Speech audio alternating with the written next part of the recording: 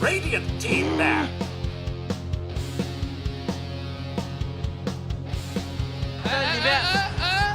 Dire team ban.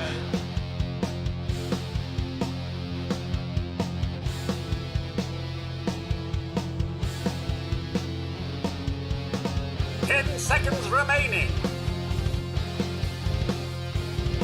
5 seconds remaining. Radiant team ban.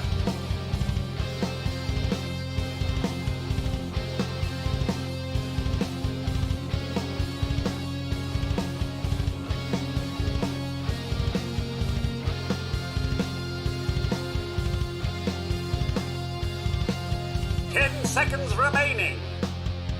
Dire team ban.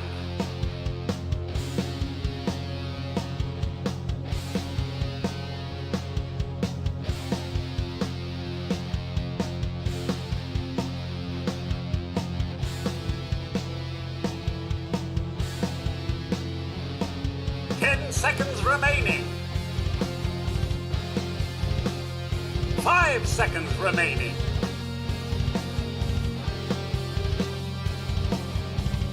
Radiant team pick.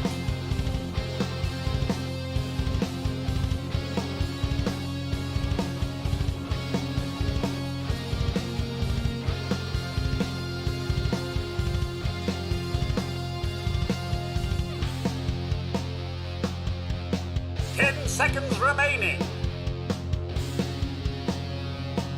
5 seconds remaining.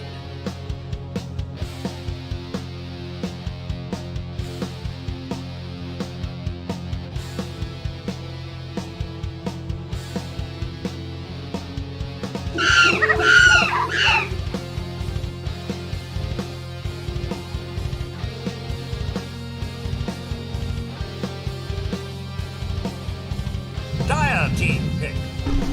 Puck.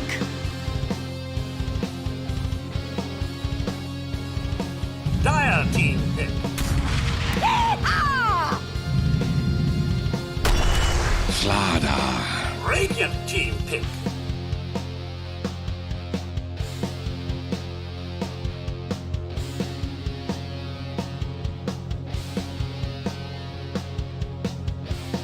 Seconds remaining. 5 seconds remaining.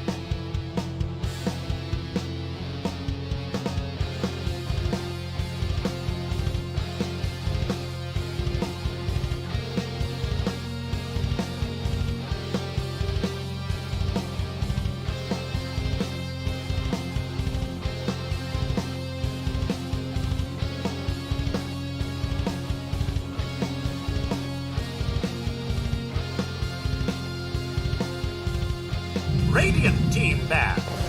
Treant Protector. Dire team ban.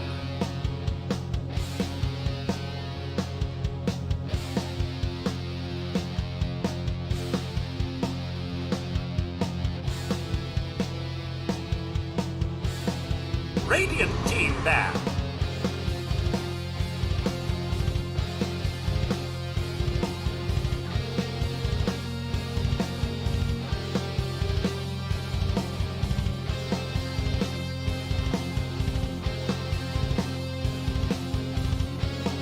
Seconds remaining. 5 seconds remaining.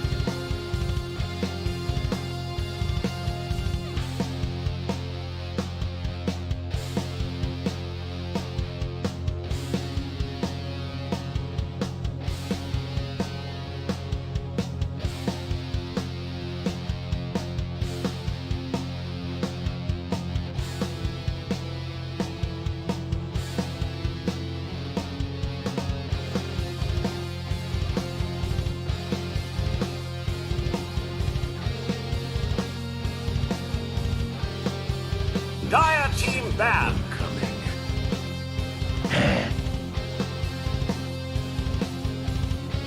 Radiant team ban.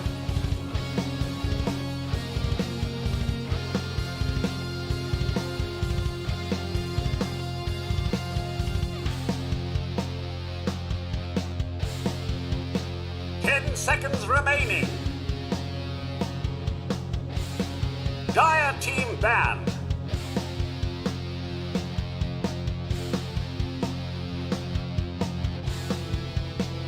Dire team pick.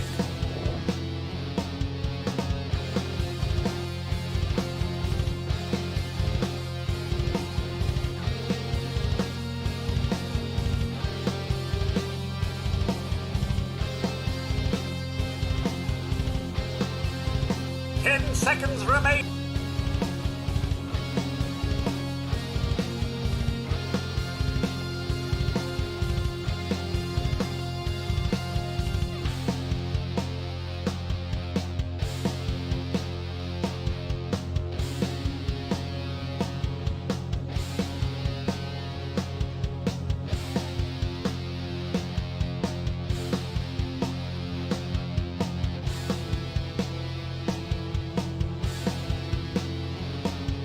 Radiant team pick. Warlock.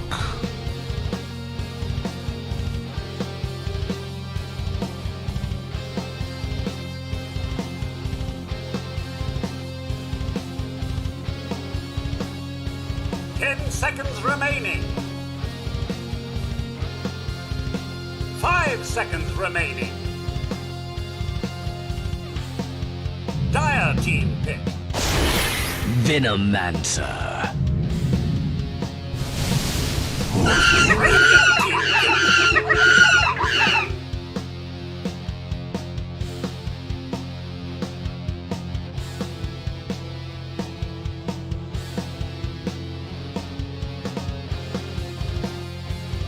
10 seconds remaining. 5 seconds remaining. Drow Ranger.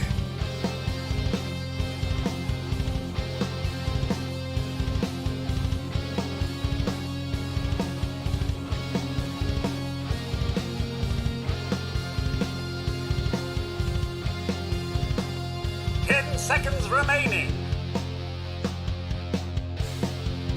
5 seconds remaining.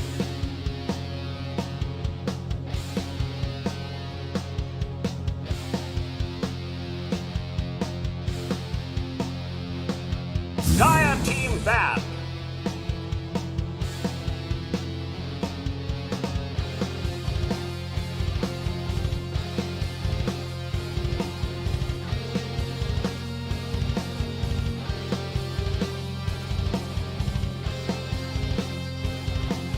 Seconds remaining.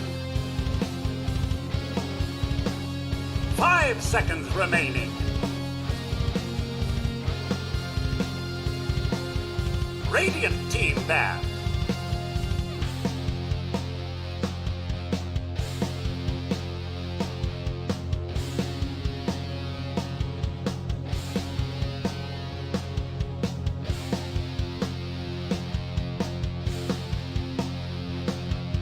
Seconds remaining. 5 seconds remaining.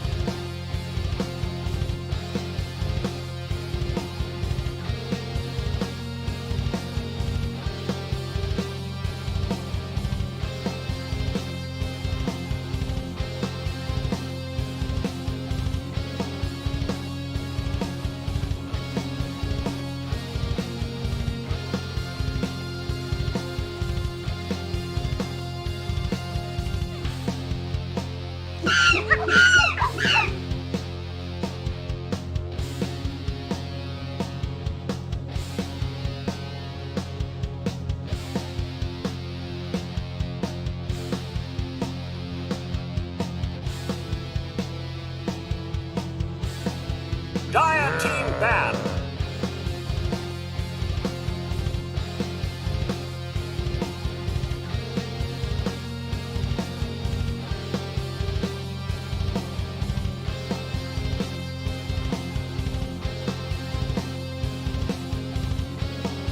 Seconds remaining. Radiant team pick.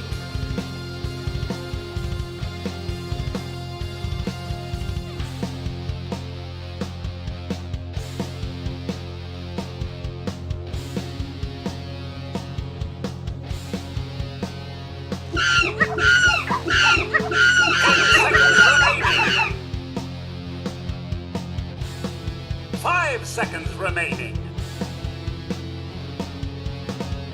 Dire team pick. Axe.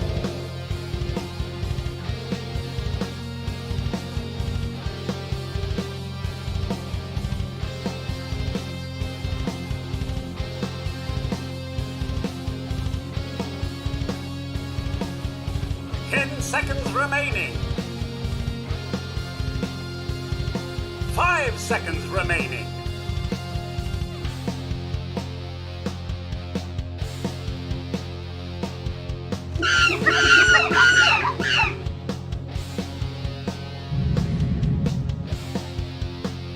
Choose your hip. Tiny.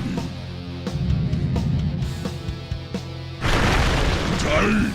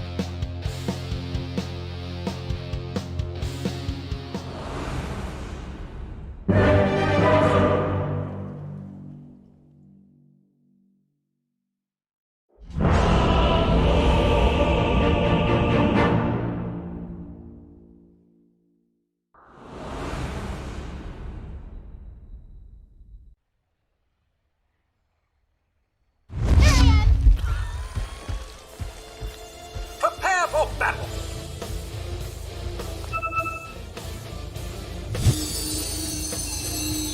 Was a puppy playing it, and the net worth advantage that it gave them was pretty good. It actually accelerated at a good pace. It kind of looks like he's going the same build. He's starting to regen, so that means that 3-3 is going to have a tougher time, but like he said in that interview a couple weeks ago, he likes playing the harder than normal lanes because he knows that it's giving more things to his team, which if they can get a good timing on the levels here for snaking, and Draw Ranger has a good lane, then they can absolutely do some good stuff and set some tempo that should put Team Liquid on the back foot. And I think if one person can really, do well with this sort of transitioning Venomancer that goes into jungle or whatnot, it's definitely snaking. Although, hold that thought, as 33 is already had a little bit of a skirmish over here with Liquid, but it's going to be absolutely fine.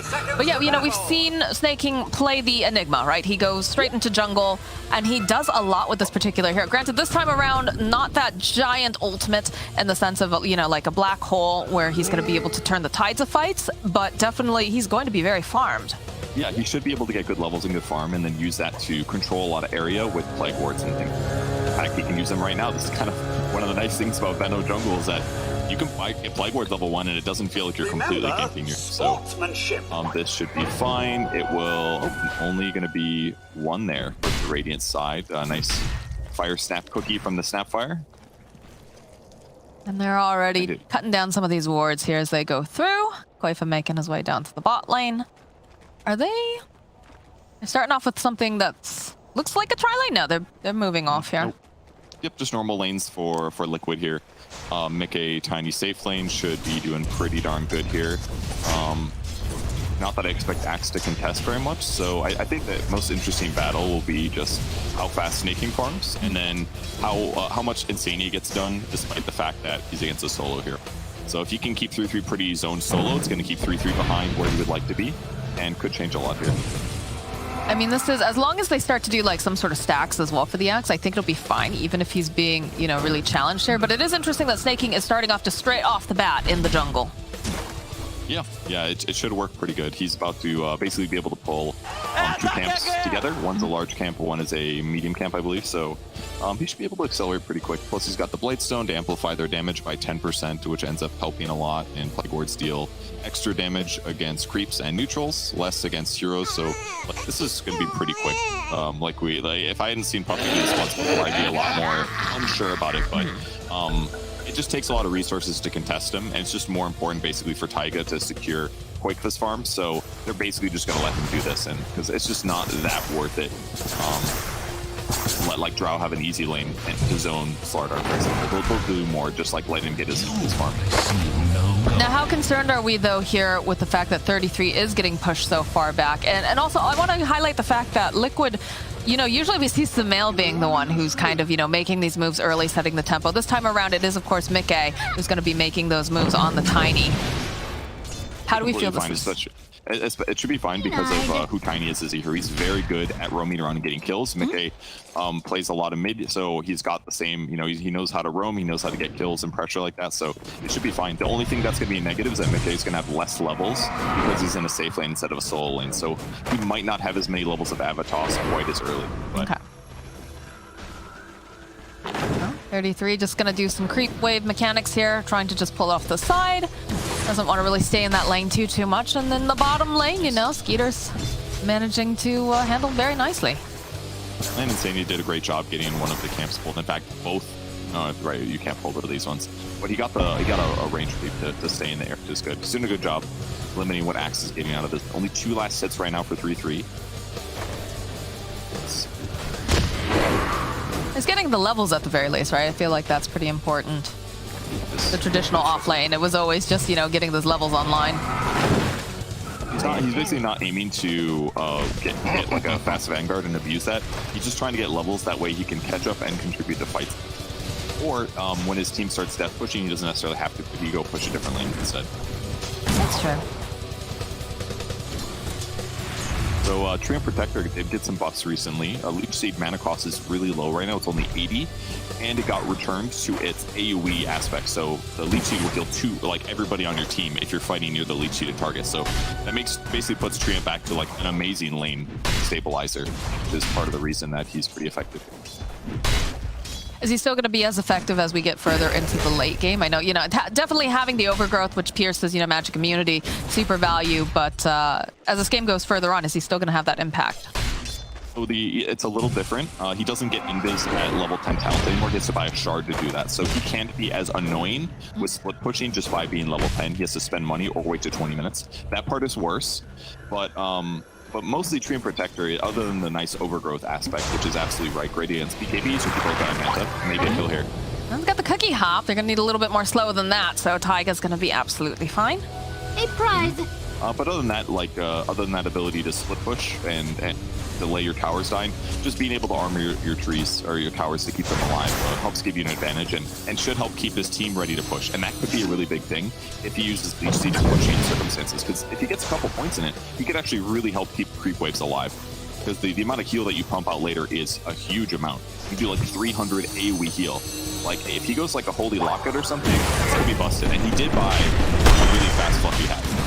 Good old Fluffy Hat spotted though, a little bit out of position here, is getting slowed down though with the bash from Koifa, and that is going to be the first blood. They might be able to turn this around over onto Koifa if they can keep that vision, but they don't really have it here. Skeeter walks right next to him, he's already able to teleport out.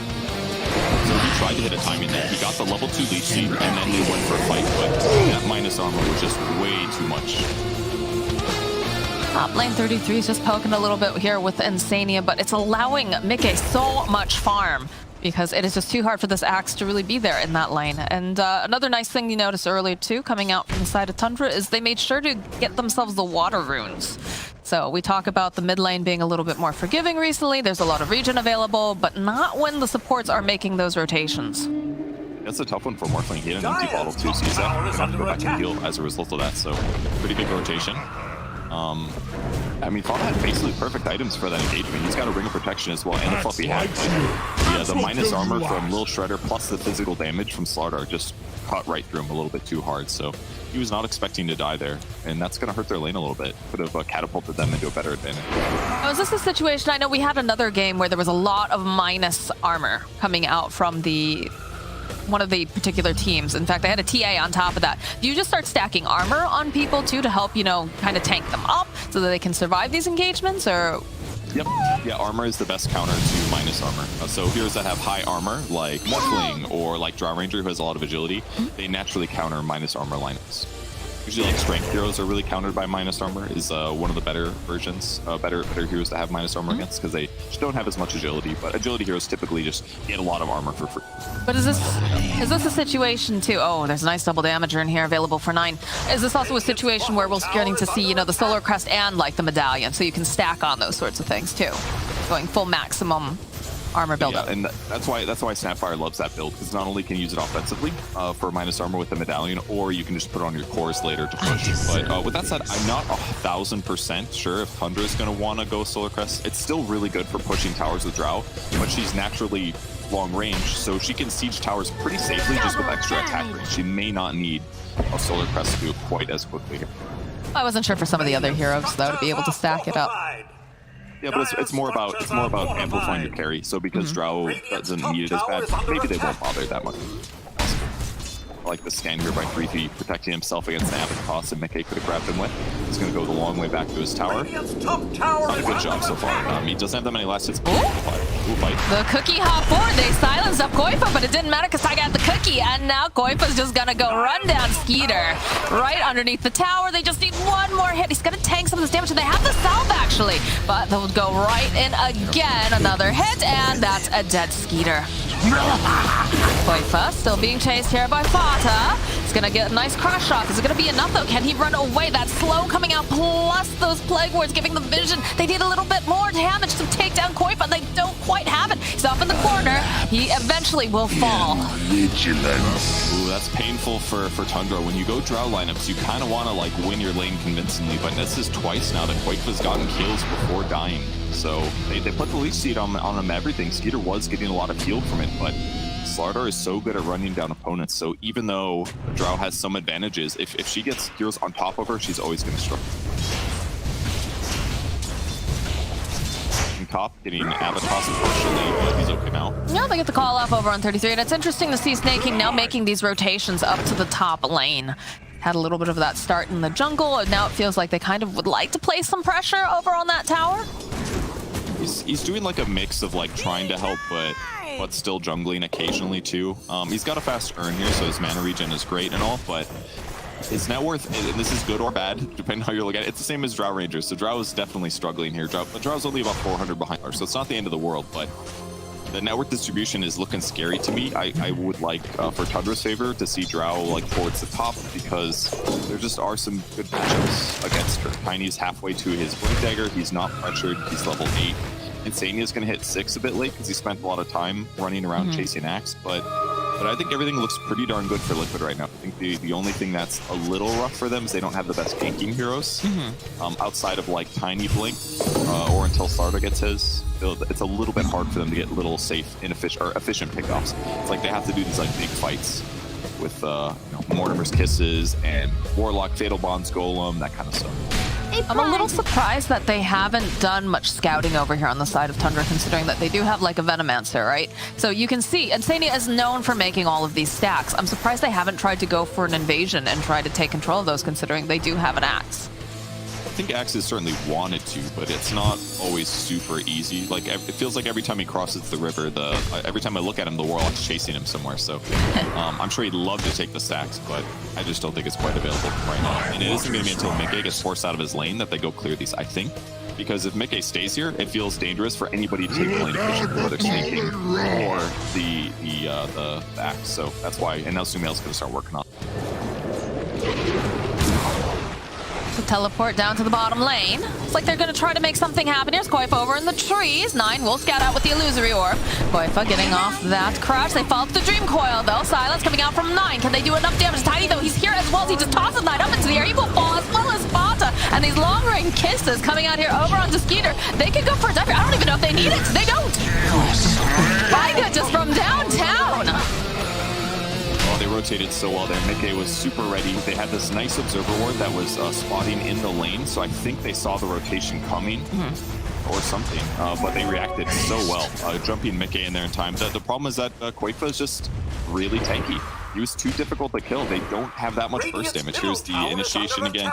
Yeah, they jump in, the Avatos comes in, they use Cookie Jump as well, and instant 6 there, and as a result, he gets to pick off Drow. There's nothing Drow can do other than run. Maybe he could have juked a little bit, but he's close to trees, so it was like kind of, it's kind of difficult there. And now dying in the top lane, Sumail rotates over, Quakefa gives vision.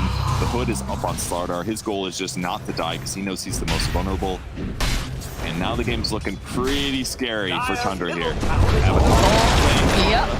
He even goes for the overgrowth, just trying to buy a little bit more time, but it doesn't matter. Taiga gets himself yet another kill, and the Blink Dagger on Tiny, I believe, now is revealed as well.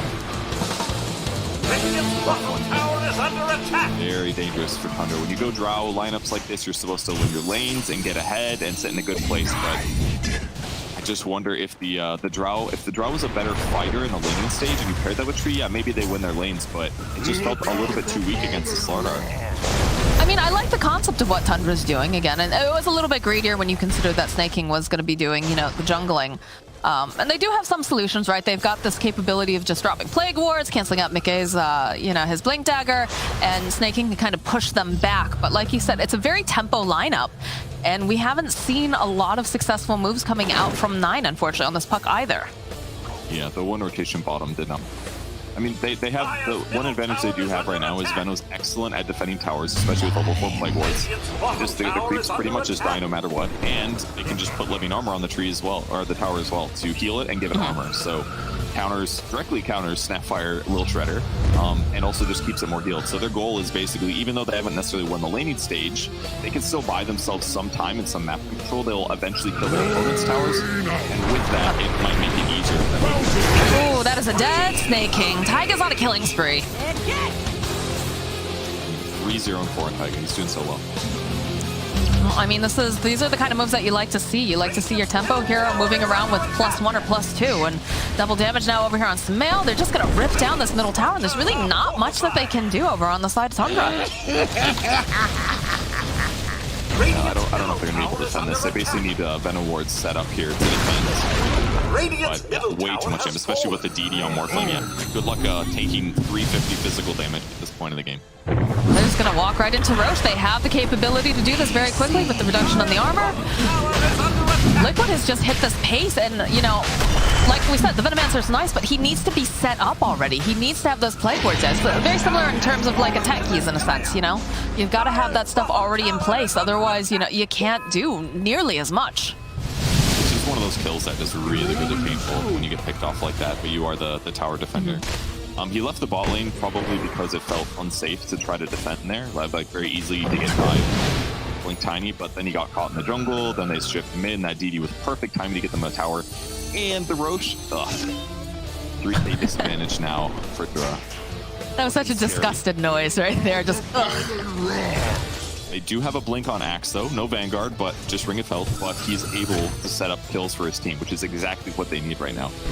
I was about to ask you, Got Spirit Vessel too. Do you like the fact that, you know, he just skipped the Vanguard completely? Because he did have a really rough laning stage, and he does need to be the initiator, like follow up along with 9, or what have you, but it feels a little scary, right? It's the right thing to do, because if you go back for a Vanguard, then yes, you're more survivable, but the whole goal of getting Vanguard super fast is that you get it so early that it blocks like all of the damage when it gets blocked. But now look what he can do. He's gonna actually help in this fight. Vanguard wouldn't do that. Look at the way Insane is positioned though. Jump forward immediately from 33. The go, they'll drop the Chaotic Offering, and they've got the Fatal Boss. The silence is up. Toss back over on the back lines here from Mickey as he just blows up Snaking almost instantly. 33 next to fall, and 9 is just gonna try to run away. They've got these long-range Mortimer kisses though. They can find him over in the corner. They'll wait a little bit longer. But again, you can run, but you can't hide from these kisses. works out again. The Hood, Treads, Wand, Bracer, Chip, Vest, Slardar, and he just tanks through it all the way through with help from Insania. Once you get in chop range, they just don't have that much burst damage at all on their lineup. The only hero that has burst basically is Puck. That's it. Maybe Axe a little bit, but the game's looking very, very rough. Because as it continues, Sumail gets more. Oh dear. That is a dead Snake King again. And again, we talked about this. You know, you do have that living armor coming out from this Treant Protector, but you also need these Plague Wards to be set up. And if you're dead, you don't have Plague Wards set up. Drow's gonna be so careful here. They could just get jumped immediately if they're not careful. Yeah. It feels like the dam is broken to me, though. It feels really difficult to come back from this. Yes, they are defending the safe lane. Fada slowing it down with living armor and with Nature's Grasp. He's even putting wards behind the tower. That'll help him spot to see if he's about to get dived. So they'll keep the tier 1 alive, but losing mid and now the top tower just means that Roche control is negated, mostly from Tundra. At least it's a lot harder. It'll be very easy for Liquid to always retain Roche, get the shard, keep getting advantage there. I mean, I would say that Tundra never had control of the Roche area after a certain point. Yeah, bot tower goes down. They're trying to get into position, but... And he did this by himself, which is even more a sign of how the game looks rough. Sumail TPing for another DD rune. Very nice for him. I mean, you saw him earlier. He was in the bottom lane. He chased Fada around for a good, like, 10, 15 seconds, and he was just like, I don't need this, and just focused down on the wave. He's got his priorities straight here. It's all about the towers. I wonder if Snake King should have jungled more hard and not tried to roam. I feel like he went bottom to try to help stabilize because they lost that first kill, but he only had, like, one poison sting, which is difficult. Treant Protector may be in trouble here. Yeah, he used the Overgrowth just to slow down Koifa, but is going to be able to walk away. But that's, you don't have Overgrowth, though. I guess you don't want to really fight just yet either on the side of Tundra. You're still having some difficulties, but there's like a big ulti to drop there just to disengage. It is, but at least he gets to still put armor on the map. Fingers crossed. 3P in a position to get initiation here, but little does he know he's going to find his Zania. Goes right past the state. He blinks away, though. I don't think Koifa's going to be able to find him in time now. He's out. With a finished pipe, no blink on him. He knows what his role is. He goes to the dangerous parts of the map, gets backed up by his allies, and then his opponents will try to kill him, but with pipe, he resists the large majority of the damage coming from Tundra. Because unless Drow is there, and even if Drow's there, the damage is just not very high on the Tundra side. They really were supposed to, like, win the safe lane, kill Slardar. Drow was supposed to take control of the lane, and then Slardar's behind, and then it gives them a lot more space to, like, defend towers and get kills. Necessary because, oh, look at this. Immediately, Fata spotted out. They don't quite land the avalanche, though, but Sumail just going right on in, finds Fata, Taiga waiting nearby, Cookie up forward, and the little shredder will clean up the tree. When you start, That's a kill that wouldn't have happened in the last patch. He would have been invisible here at level 10, but until the 20-minute mark, he's not able to take the shard up, and now this pressure is just so much easier. Oh my god. I think this tower is just dead. That's going to give them outpost control instantly at the 18-minute mark and just give them so much more experience advantage over the next 10 minutes. Tower has fallen. The Aegis does end up getting reclaimed, so they won't have to worry about that. But again, it's just so scary. Like, the fact they have so much control all over this map right now, coming out for the side of Liquid, and Tundra's just slowly getting choked out more and more. Where has the Venom been setting up these wards? Tower is under attack. Just they took the top tier one, which is something to do at this point for 3v. Yeah. Oh no. Oh, Skeeter! Radiant's middle tower is under attack. Asari comes out, and that's a dead Drow, so... Under attack. Oh, the push continues. Another tier 2. Radiant's middle tower is More under map attack. control. They had a ward over here. Did they spot out 33? I think they did. Yeah, look at this. Koifa's hunting. He knows he's there somewhere. Blinking. Okay, 33 should be able to survive that. Still no blink on Slardar just yet. He's almost got it though, so he's only like a pipe ahead of where Axe is. No big deal. Oh god. Yeah, this is utter map control. And the other downside is that because Fada can stand in the trees, he's like the only person that can push lane, so his net worth is doing okay. But 33 walking into 3 heroes. I'm spraying the They have, again, we talk about the vision game being so important here, and you can see all of these nice little points wherever Tundra would like to venture out and perhaps get into their own jungle. They have the vision, so they just get to jump on them each time. And like you said, Fata can walk through trees, but he can also die very, very easily too. Yeah, that one felt to me like he was expecting maybe a lane ward like there was in the top lane, so maybe he felt safer walking They caught that to get to that area. Yeah, they caught the spotted smoke. him in. That smoke. Will they play any Another double damager. Oh my word. Okay, they're going to back up briefly here to sit in a more defensive position because they know that their opponents are in desperation territory here. I mean, they've got enough. This is the third DD that Sumail's going to be picking up for this match. Like, they could just go wherever they want, blow up anyone. The only person might be a little difficult is, you know, trying to get their hands on 9 because it is a puck, but... What, 8 runes total have spawned and 3 have been DD? And they've got to Sumail. I think there's like 6 different runes that can spawn and 3 have been DD. That's pretty... And they have a Morphling? Yeah, that's pretty... A little dirty, but realistically, they probably would still be in this position without the DD. Okay, they're going to try to get a call off. 9 waiting nearby here, does go for the Dream Coil. They have to be careful though. The rest of the team, they go, they drop the Chaotic Offering. There's going to be those long-range kisses coming into effect, and they finish off Sumail's not looking good. 33 over onto the back lines. Is trying to escape. He tries to get the armor. He's not going to be able to as he's the first one to fall. And now the hunt is on Koifa. Cookie hop forward, would love to get his hands on Snake King. Isn't going to be able to quite make that jump just yet, but the avalanche from Mickey just blowing up Snake King. They take both of those Tundra boys down very quickly, and they're going right on in. The jump in again from Koifa. He's found himself a Drought Ranger. There's going to be the 2 buybacks, so they want to punish it. They've gone a little bit far here as 9 silence up over here on the Koifa. They'll find the kill over on Slardar. Cookie hopping out here from Taiga. They're still hunting. 33 would love to get over there fast enough. Sumail, though, they turn right back around. 33 just gets blown up. He's got nothing here. Silence again over here onto Sumail. They'll try to slow him down. Mickey making his ways over onto the back line to toss forward over to Skeeter. Just going to be able to go and blow up Sumail. Staking also falling. And they call GG. At least. I felt the deal. Like, that's 2 racks at least. What a absolute bouncing by Liquid. But keep in mind that what we tried to do here was an effective, potentially good strat. It's a little bit cheesy in the sense that it's like super up-tempo. So you're like trying to like hit a timing, but because their laning stage did not go well, it just went a little bad, and that's all it takes for a finicky strat like this. So they tried something cool, it did not work. Liquid crushed.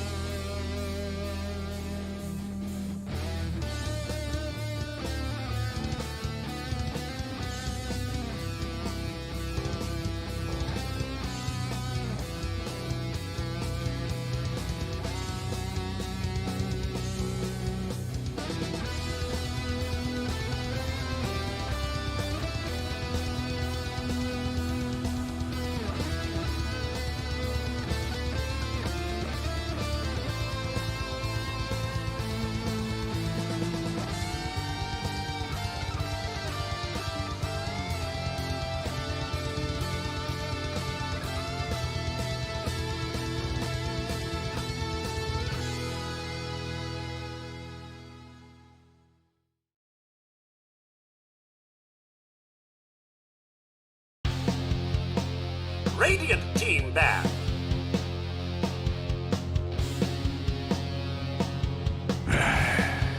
Radiant team ban.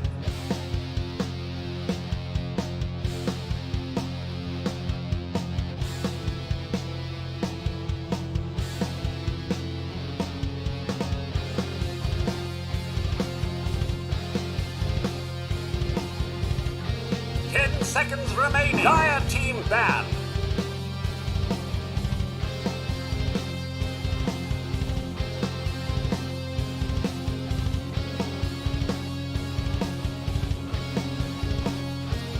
Radiant team pick. Lina. Dire team pick.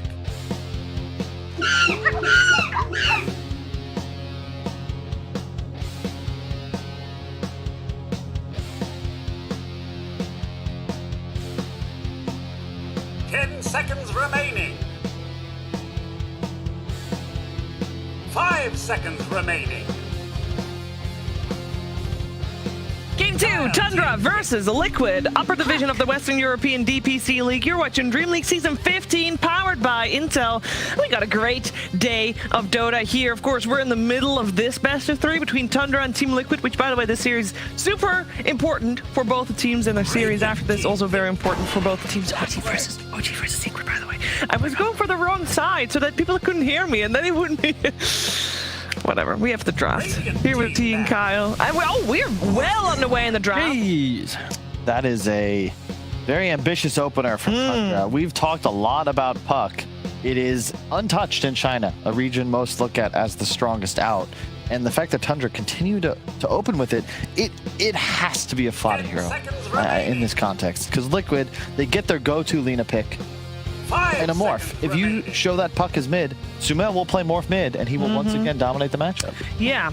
But this is something where the format of DPC allows teams to have development, right? Like we saw previous weeks, it was the Leshrac, it was the winner. They relied heavily on a small hero pool, and now they've had a weak break or whatever. And now we're seeing a whole new Liquid where it's like, oh, we can't just go for this mid-sumo morphling. He is our win condition now. He used to be the win condition on semi-core heroes. Let's upgrade him one more time and get everyone going a bit more fight-oriented. So yeah, The thing is, you could be right, but it could also be as simple as they love Puck. Tundra have picked it all season long. Yeah. Last season as well. It's almost always Nine's hero. Pick a casual morphling, play the lane. Yeah, that's true. When Sure. you say almost always, this season alone, it has always been for Nine. It never was not for Nine. And that's why it's such an odd, how many other teams do we see first twoing their mid hero? I think that the main thing here is the fact that in Europe, Puck is such a hot commodity, but in other regions, for example, like China, the team that won the major, they're barely looking at it. It's like not even in the It's pool. not as good. It's a European thing. That's the main thing we're getting at here. Yeah, because we see quite a few teams at the moment picking their mid first, but not Puck. Yeah, so for example, like we've heard in many interviews now, the idea of mid being that easier lane to play draft here is like the Storm Spirits, the Pucks. Yeah. You can And just not after you've just been destroyed on Puck. Well, again, like I think the essence of that game, and this is where Tundra, they're gonna have to really demonstrate their ability to bounce back like they've done before. Yeah, they have done. You Yeah. can't change everything. You need to change certain elements of the draft to ensure that you have at least the same type of game plan. Because I'd be concerned, for all, it could also just be Nine being stubborn. Like, he's a great Puck. Some players are plays like it a that, lot. yeah. Yeah, exactly. And he's just like, oh, well, they're not going to ban it. I'll pick it again. Like, that was a fluke. We jungled. That was the problem. It had nothing to do with the mid matchup. We'll see. Trouble is, Clock doesn't really do a damn thing to Morphling either. And in general, is just not considered strong enough to first two. It's great against Lina, in theory, but you're countered by a Force Staff. So they've played it once, and it was a snaking Clock that time. Yeah, I think the main thing with why Clock is a little bit offbeat is just because the heroes that are good right now, the Svens, the Lifestealers, the PLs, all these heroes don't care about Clockwork at all. So first phasing, it does open up the draft a little bit more in regards to having a good sort of counter pick. But either way, Tundra, they kind of solidify their draft with this, again, flexible Tide Hunter. Clock can now be 4 or 5. Tide can now, they've run it 4 before or off lane. Yep. And at least they have team fight. My fear is simply, they don't have clean lockdown for a Morphling that's been first phased. That's the key thing here. What? Sorry, just if anyone's watching, don't sit in the chair like Blitz. No. Don't do that.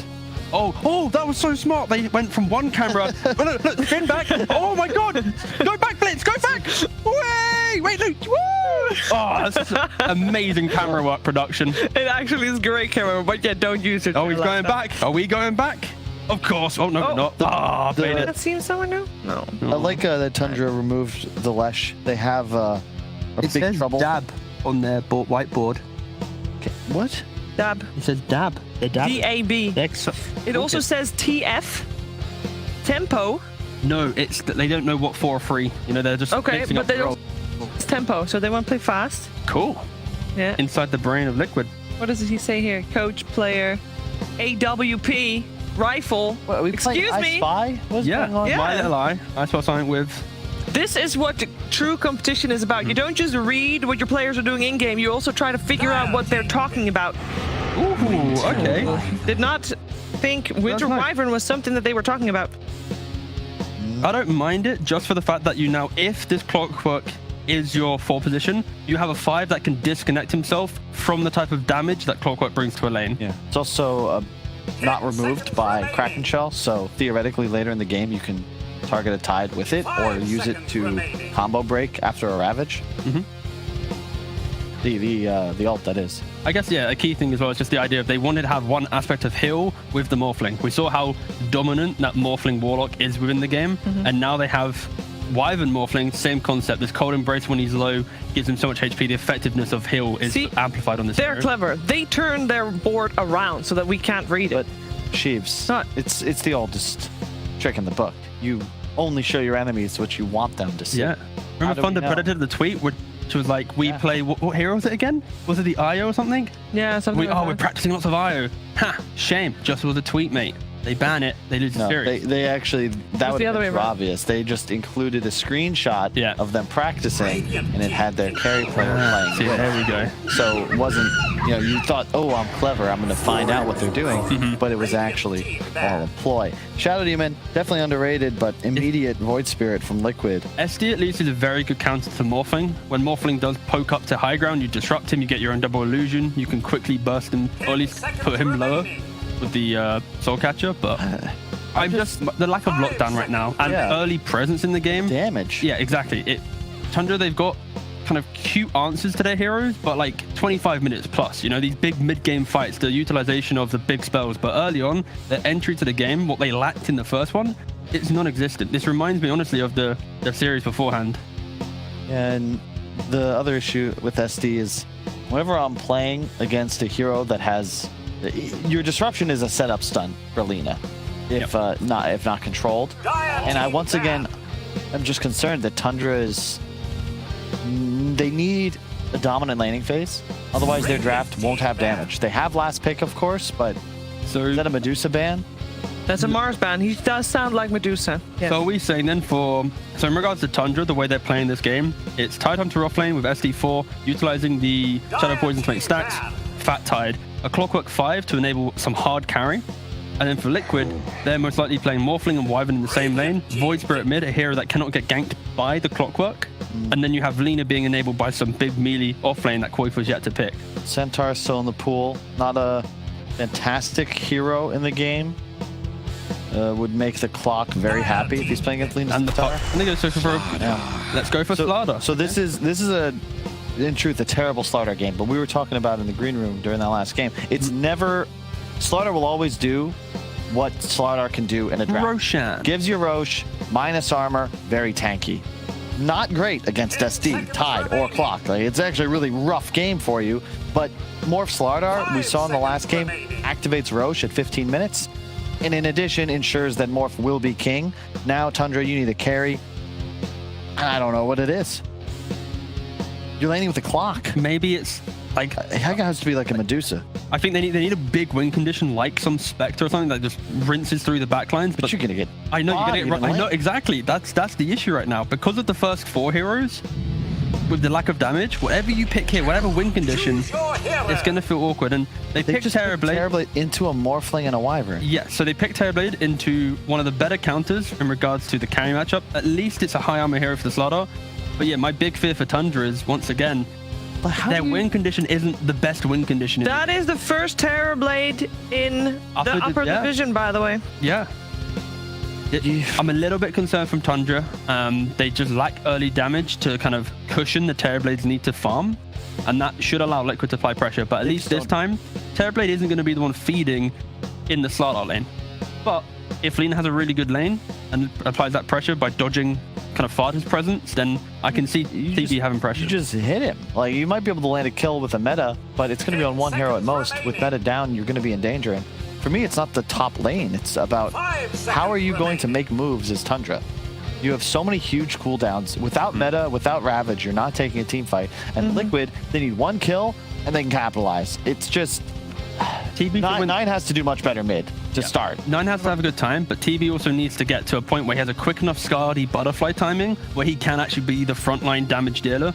But that alone, that's so much farm. Yeah. Morph. Last game, we said that the draft was great from Tundra, but it needed a high level of execution. How is their level of execution needed for this game round? Even if you guys don't seem to like the draft all that much, is it at least easier to execute? Shouldn't get ahead of ourselves. They need to just not get crushed in lanes. Okay. That's step one. Step one. They need item advantage on TB to offset how good Morphling is into TB. Because if you have some Scardy advantage and you get the right initiation, I can see them having nice pacing, but it's stop the Roshan going to Liquid, don't get bodied in all lanes, and have a jungle to farm so that TB can use the SD stack teammate. They want to do the same thing they did last game. Abuse wave pressure, get this insurmountable advantage. Terrorblade suddenly is 7k ahead of the game, and now you can't fight because there's a tide waiting there to Ravage. Exactly, yeah. But can you get there? You've got to get through the lanes. Well, let's see if they can repeat some results they've had so far. Game 2 generally is a success for Tundra. Can they do that again? We're finding out together with Moxie and Purge. Well, we're seeing some things show up again here, such as the Sumail Morphling, but this time we're seeing a hero that has not been picked in the upper division yet. We have the Terrorblade, and I believe he did have a couple buffs applied to him, Purge. He did. I just looked them up. Okay, the first one that's probably most significant, his base armor got increased by 2. That is a huge amount of physical resistance. And against a Slardar who does all physical damage, this is going to be good. Like, him getting pressured and killed by Slar is going to be way more difficult. So I see it's also got 4 more base damage, 1 more regen at the start of the game, and Metamorphosis is a little bit weak. So he's basically going to be stronger outside of meta than he was before, and within meta, he's still pretty much the same. So definitely laning stage is going to be stronger for him, but there's probably a reason that nobody else is. Well, I mean, they definitely had difficulties during the laning stage earlier, so perhaps that was the idea. And also, we know that Skeeter does like to play the Terrorblade. We've seen him do it quite a bit in the past. But I feel this time I want to see stacks coming out from the side of Tundra. I want to make sure that 33 is enabled this time around, because last time it felt like he was really hung out to dry. He was, for sure. I mean, that was the nature of the jungle of NO, but it would have been better if they won their lanes, their safe lane a little bit harder, because then he could participate in some kills and caught up with his team winning it. See how many bounties they get. It's gonna be hard for Fada. Purpose. Maybe 1 to 2 is what it's looking like. Let's all For the remember to side. have fun. Yeah, they should be able to grab up to. So a nice even split to start everything off. And everyone's headed off to the lanes. They got both wards. Dude, Liquid is just reading their mind. They killed the first one at the top rune spot where Fada had placed it. I think they just placed it blind or something, and they just found it. And this one as well. They must have seen them place it with the observer ward or something, or just guess. I mean, I would not be surprised if there was an element of luck involved, just because of the fact that Sumail did get 3 double damage runes in that last game. They're using their luck for the last couple games of the league. Dodged by Fada here. Gets the battery assault, dodges the stun. He's going to get a lot more damage in as a result. I mean, I guess on the plus side over here with the side of Tundra, you do have some kind of tankier heroes that can face up against the Slardar. The Lina, of course, is just really, really annoying. It's very difficult to deal with her as that 4 position, constantly, you know, tossing out those right clicks, but not quite as papery as last time. Yeah, exactly. It'll be a little bit harder for them to kill the TP, at least outside of doing meta for sure. They're completely fine. Yeah, they're doing a good job so far. That's just second life strike, right? Fada's gonna be vulnerable. Yeah, I was about to say, Fada's gonna be the little guy who's taking all the hits for his friend over here. And he doesn't have good armor. Clockwork is sitting at 2.8, so much less than the 9.7 that Terrorplate's working with right now. Pretty wild to think about, right? You'd figure that a little robot would have enough armor, but not in this case. It's a silly game. Literally, literally wearing a suit of armor. I think that's a person wearing armor. Or Really? It's a little person? I think so. I'm actually, somebody call up Slacks. We gotta know. I gotta know. I thought he was a little android. Yes. I might be wrong though. Purge, you're just leading me astray here. Shouldn't bring the lore facts without knowing my lore, I guess. Never gonna forgive you. Bottom lane, though, it does feel like 33 having a much more comfortable time having that Shadow Demon also there to help cast some of that harass off. So 33 looking all right here, but LSA, of course, coming through. It's Fodder just making a big old target every time he tries to use those cogs and burns off Koifa's mana. Not for you. It's a good goal. I mean, taking away Slytherin Crush basically takes away last hitting potential for Koifa, or you can do things like stun right before Skeeter goes for a last hit. Things like that. Yep, draining again, and there we go. Slaughter completely out of mana here. Taiga only has a Sage's Mask, so he can't feed him any way to get his mana back up, so kind of a nice method here. That's going to definitely make the lane feel a lot safer for Skeeter. Bottom lane, Snake King. He's gonna fall to Insania. First blood comes with the first breath. So the case in it's not a robot, but he's part of King Folk. Okay, yeah, I was right. Thank you, guys. Yes. Okay, so this is not terrible for Tundra's cores. Both Skeeter on the Terrorblade and 3-3 on the Tide are not the vulnerabilities in the lanes. It's going to come down to the supports that are the ones to kill. So if Liquid keeps targeting these and gets some lane advantage out of that, good for them, basically. I'd like to see if Tundra is actually going to try to make these rotations and try to secure the runes again, because they did that last time, and it helped out. I mean, I was going to say it helped out 9 a little bit here, because, you know, he was able to get the top rune, and then the bottom one was denied from Sumail, but Sumail didn't seem like he cared at all, though. Sumail's This is nice, better. Those He's stacks. got like a 15. He's got a 15 damage. Oh, he cleared those. That's Yeah. pretty cool. Sumail's got a 15 damage advantage in the mid lane. He's got 6 denies versus Puck's 0 actually. So Sumail once again doing well in the mid lane. But yeah, Puck's a little bit more mobile, so it should be easier for him to get runes in January. It doesn't look like we're seeing anybody really make those rotations over here to help secure the runes. Bottom lane, though, you do get the Arctic Burn over here on 33. He's a big tanky boy, though, so not going to be able to quite burst him down. Just going to try to harass them for the time being. And now you do see that movement. All right, Snake King is going to go to the bottom spot. He's already got 9 here. So Sumail will be able to take the top water rune. 3-3 might be, but he's fine. They're basically hitting him with a lot of nuke damage, which is hurting him. But he's got 2 points in Kraken, 2 points in Anchor. He didn't get Gush. He's not trying to get kills here. Like, maybe they could kill Winter Wyvern, but it's kind of difficult, and Void Spirit's a hard kill for sure. So he's just focusing on getting as tanky as possible with the fast ring of health. He'll get a fast hood. That'll stop most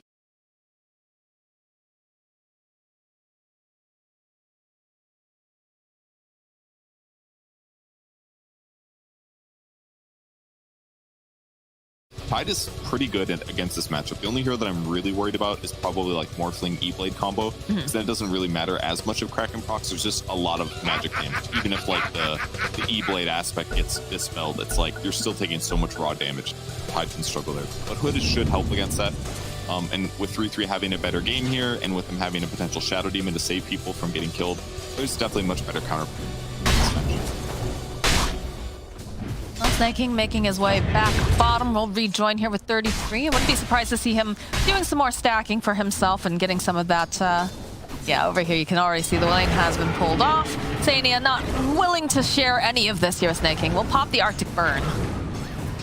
Which again, it's actually quite nice against the Tide Hunter too, right? The fact that it's got the percentage base. Yeah, Tide has pretty high health, but not like insanely high. And if he takes too much damage, it does actually dispel it as well. So it kind of works, but it's like Tide is just he's looking really good in this game. He's gotten 3 points to Kraken as well. He legitimately wants to be able to solo lane against Void Spirit, and this could actually be pretty bad for Void. Because with Tide finishing his hood at this point, if he just picks up like a phase boots or something, 3-3 is going to contest this lane. And that's going to allow Snake King to lead too if he wants to. Fodder putting a little bit more pressure here on Taiga in the top lane. Will land the LSA though. Perhaps he outplayed himself. They have the stuns. Can they finish off Fata? That was a question as they get another hit here. And down goes Fata. Snake King also teleporting up to the top area. Skeeter really couldn't do much there. He didn't really try to approach, but it's fine. Buying time for him with his huge armor. The right clicks from Lina don't hurt that bad. The right clicks from Slaughter are not that worrisome in comparison. He might have some regen sustain issues, but like you said, 1k gold advantage going to Liquid side, and yeah, the Morphling is scary, but I think things are looking pretty good for them. Now 3-3 gets to just bully Mickey. Every time Mickey runs forward, he just slaps him. This is a nice place to be in, like, if you do go for this, like, max crack and jungle. I've done it once against AM, and it felt pretty good.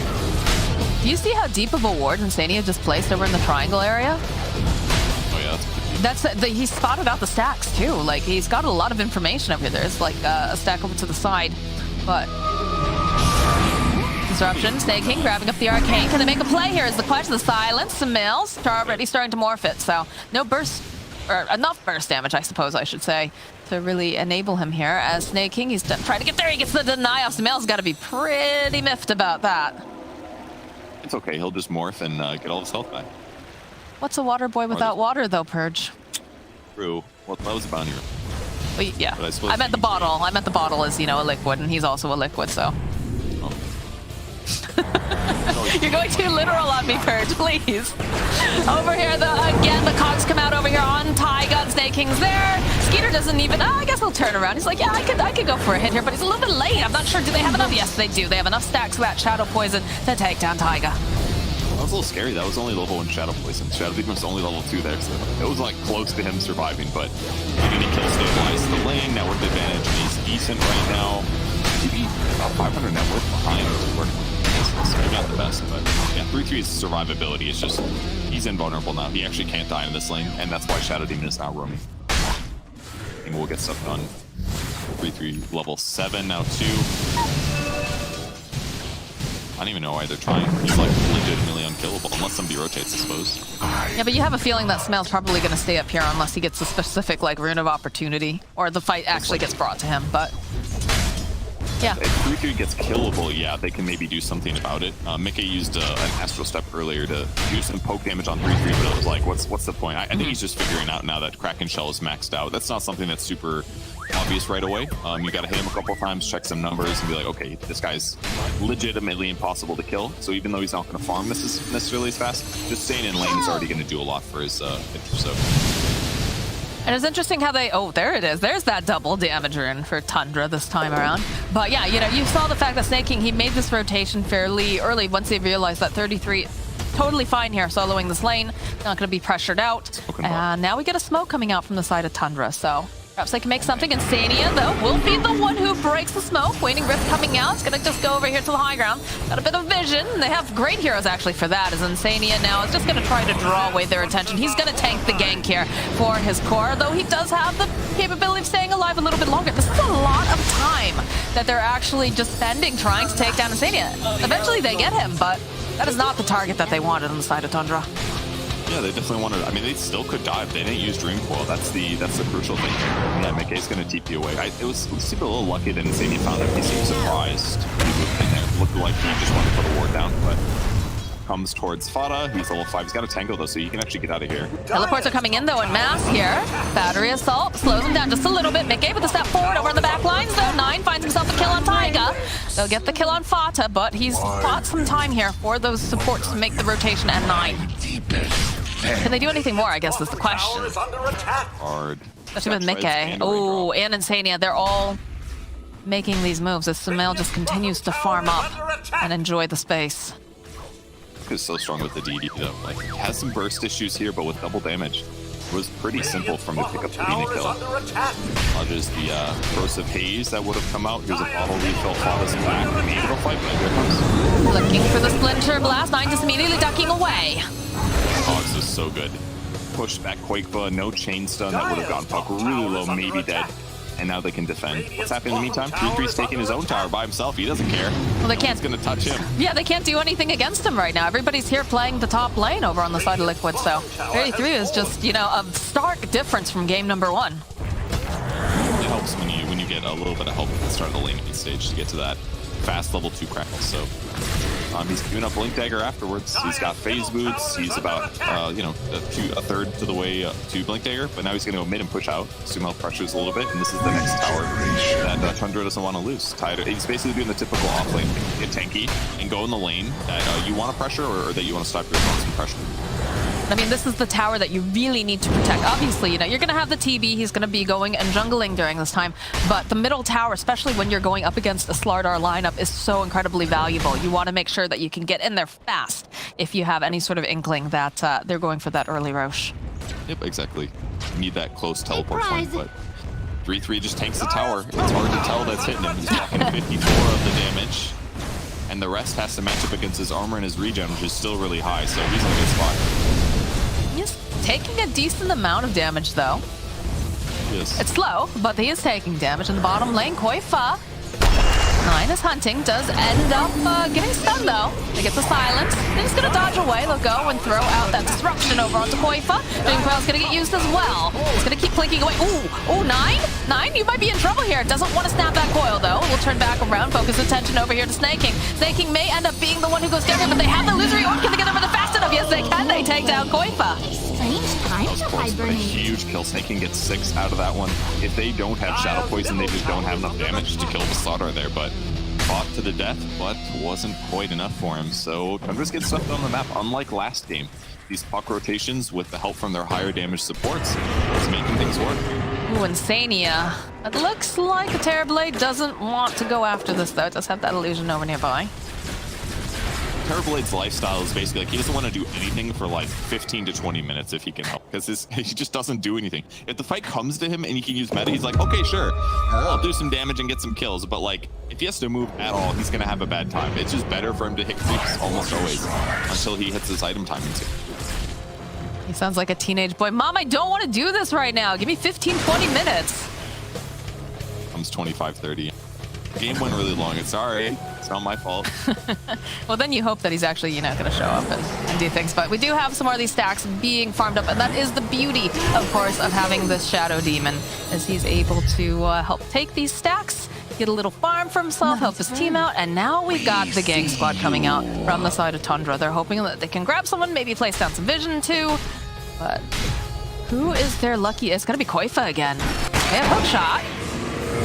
Perhaps a little bit uncoordinated here, but Illusory Orb comes in. The jump forward here from the Waning Rift. They'll follow up with a Dream Coil, and that's a good Winter's Curse coming out as they go right back in. Sumail's looking to just blow up someone if they can. This clockwork is not looking too healthy. Fata gonna try to run over here. He's got his little cogs up. Looks like he's gonna survive. Oh, no, he's not. He goes down as 9 gets cleaned up by Mickey, making his own rotation. So big rotation coming out from Liquid to ensure that they can shore up their jungle. But in the middle lane, Move.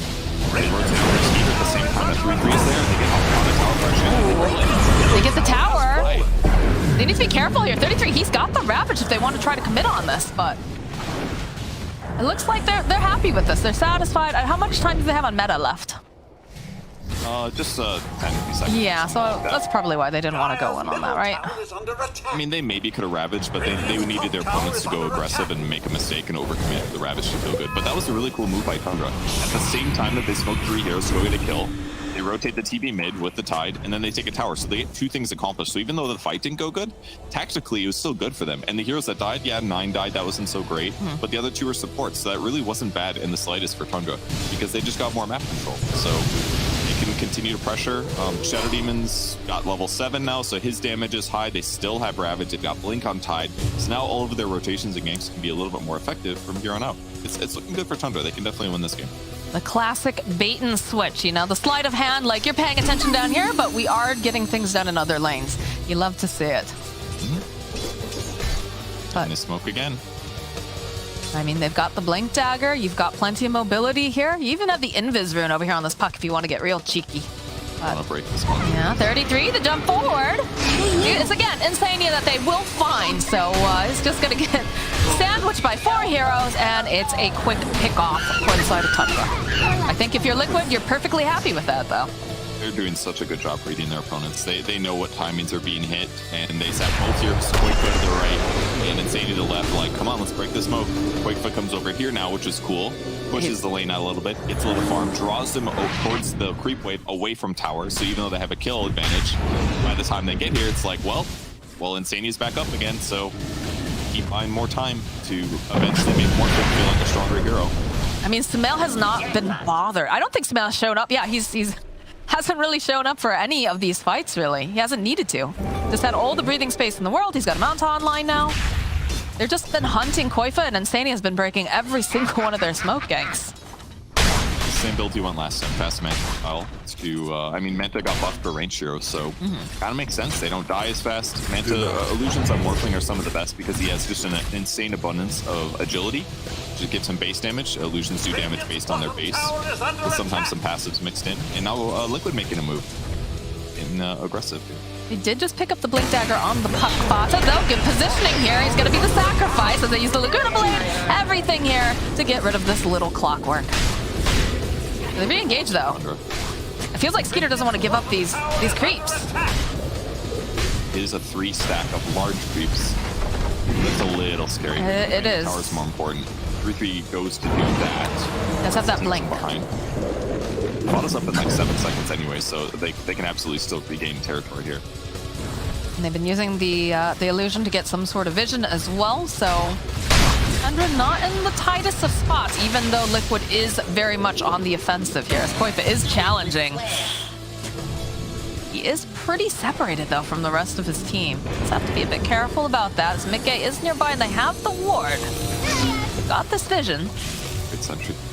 Spots the ward, they regain their jungle as 5. Skeeter gets to resume farming. Pretty solid net worth, about the same as the Morphling right now. Still looking okay. So does Sumail. There's no big deal. Sumail continues to farm. He immediately recognizes, okay, this is not happening. We're not having this fight. So you know what? I'm back to my triangle. And you can even see on the minimap, you can see that heat, just the way that he's just stayed in the middle lane and then he's gone to farm. He realizes what his job is in this game. Basically, very similar farming patterns is what you see on Medusa type heroes as well. You lane mid, you do well, and then you get other stuff. Hook shot. You can see Insania waiting patiently. Does get off the heel to save. Koifa, though, jumping on in. Skeeter's joining in as well, though. The reflection, Mickey with the Astral Step does manage to finish the clean up staking, but he will fall himself as Koifa looking to reinitiate here with Smell. Gonna just immediately wait for him forward. Try to burst down Fata, not quite enough damage this time around, and 9 still sticking around. He's trying to get any sort of vision. 33 jumping forward here, does manage to find the Lina. Nice Winter's Curse, but it's just a Puck clicking away over here. Okay, with the illusions, that can do a decent amount, but this is still looking like it's going to be a dead Insania. Nice fight for Tundra. A little surprised the Snaking didn't disrupt himself, but stuff happened pretty fast there. And then Fata stays alive. That's why you always leave the house with 2 fluffy hats, guys. It keeps you alive. Very important. Koifa trying to get a pick off, though. He could grab either if he spots them. Ooh, Fata. Look at them. They're coming. They're mad. Look at this. 33 with the gush. Hook shot comes in from Fata. It's like, you are hunting me. Well, we're going to hunt you right back here, Koifa. Decides to follow up with that disruption and to start stacking up the poison. The clicks are coming out here. Who is going to get the final hit? I'm thinking it's going to be Snaking. All right, nice kill. Yeah, they have amazing vision advantage in their own jungle. And considering, I mean, we haven't seen a Ravage yet, guys, but it's important that the threat of the Ravage is on board, of course. That's going to make it hard for Liquid to feel confident taking a fight. They're winning their engagements here. Pressuring the map. They're not crossing the map after getting these kills. TB's still farming really fast. Skeeter doing a great job. He's got Manta finish of his own. He's working towards Scotty. That'll be really good against Morphling. This is going to be a dead Insania, I have a feeling. Yep, with a rocket flare from Fata. Yoink, that's mine. This feels good. That was like a level 2 rocket flare. It was pretty amazing skill shot by Fata. You know, he's just good like that. Nine's a little... Okay, ulti's on top. Goes for the orb after the tower. Oh, and now the hook shot. Yep, and Mickey. He does have the Assimilate, though. But they still have tabs on. They've got the vision. There is the Yule Scepter coming to play as in the bottom lane. Skeeter, he's going to be able to take that target. They actually go and they use the Ravage just for Mickey. And in the meantime, Skeeter gets a kill on Taiga on the opposite side of the map somehow. I guess that was with help from, Shadow Demon. Yeah. Shadow Demon ulti, and he runs him down with illusions, actually. That wasn't even meta.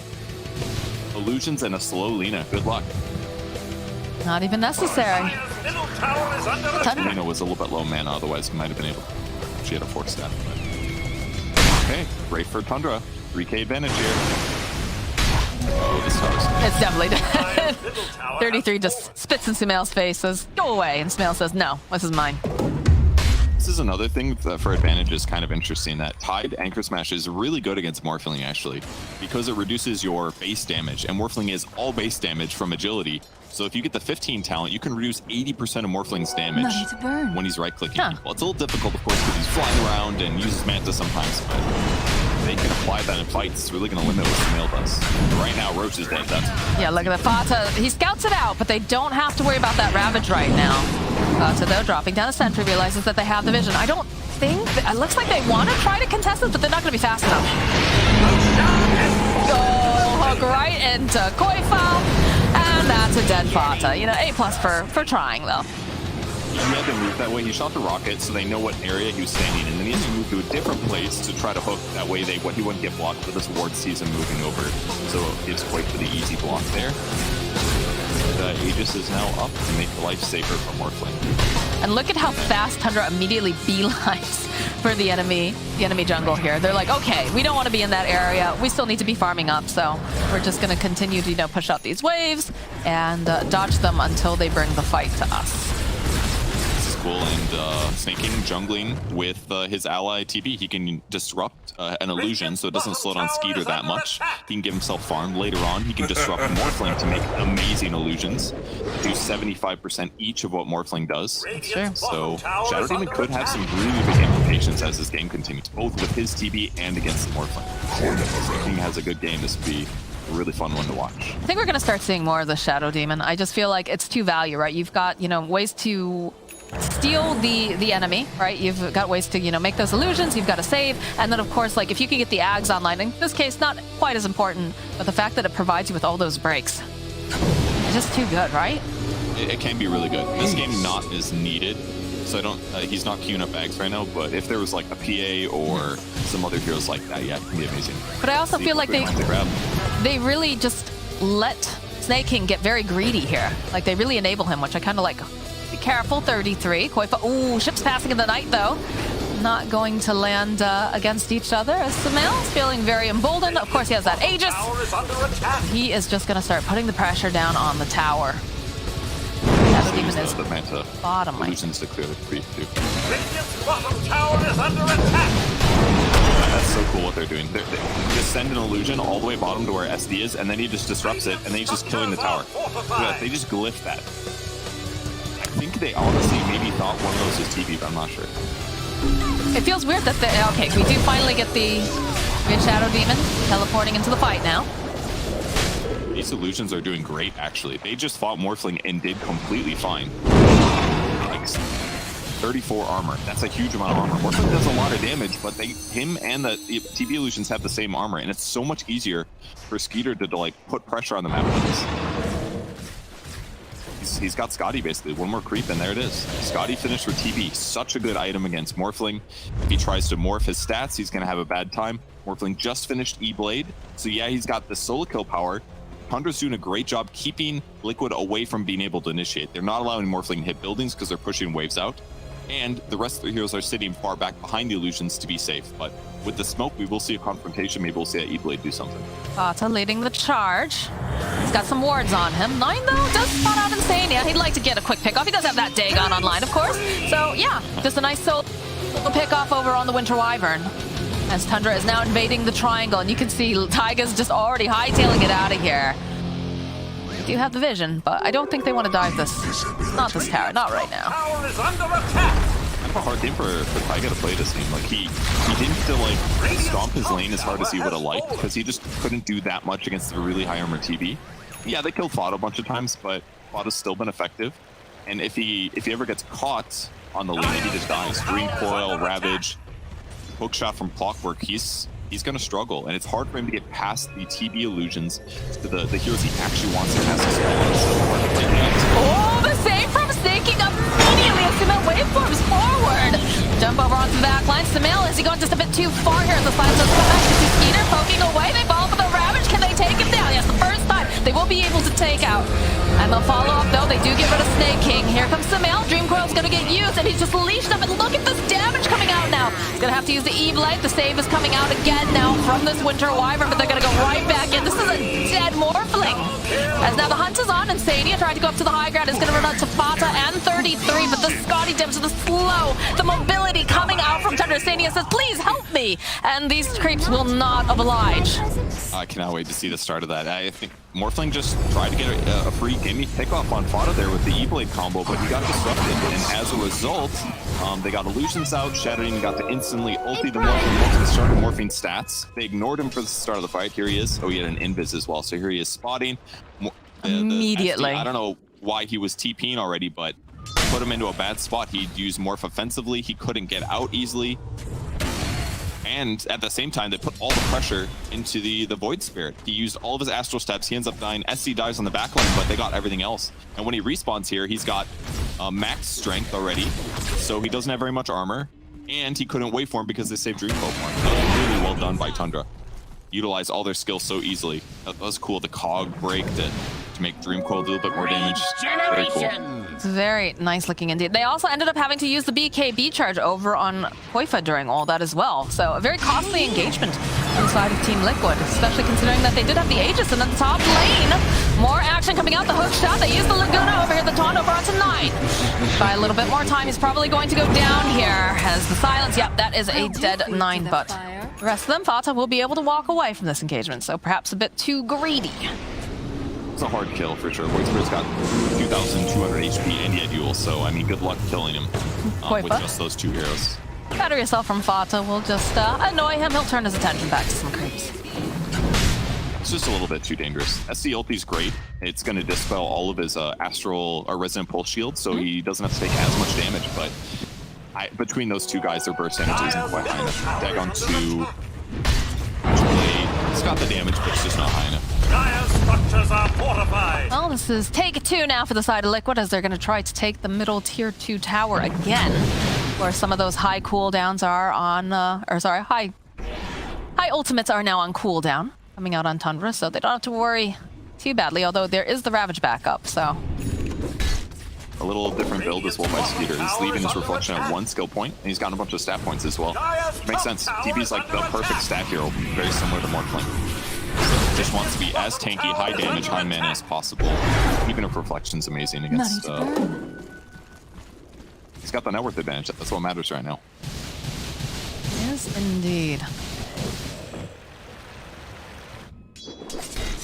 Map, maybe we'll see Fada get destroyed. They're going to try to get themselves a quick pick off, and they'll get it.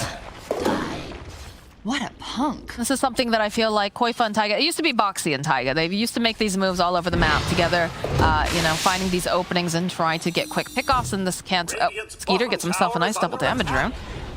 I really like the quiver on Puck as well. He's already very burst damage focused, so being able to apply Witchblade from an extra 300 range every 5 seconds is incredible. Very good grab. Really good on Void Spirit as well. It'll probably end with the Radiant team picking him up. They'll probably get one also. Lots of burst damage on both sides.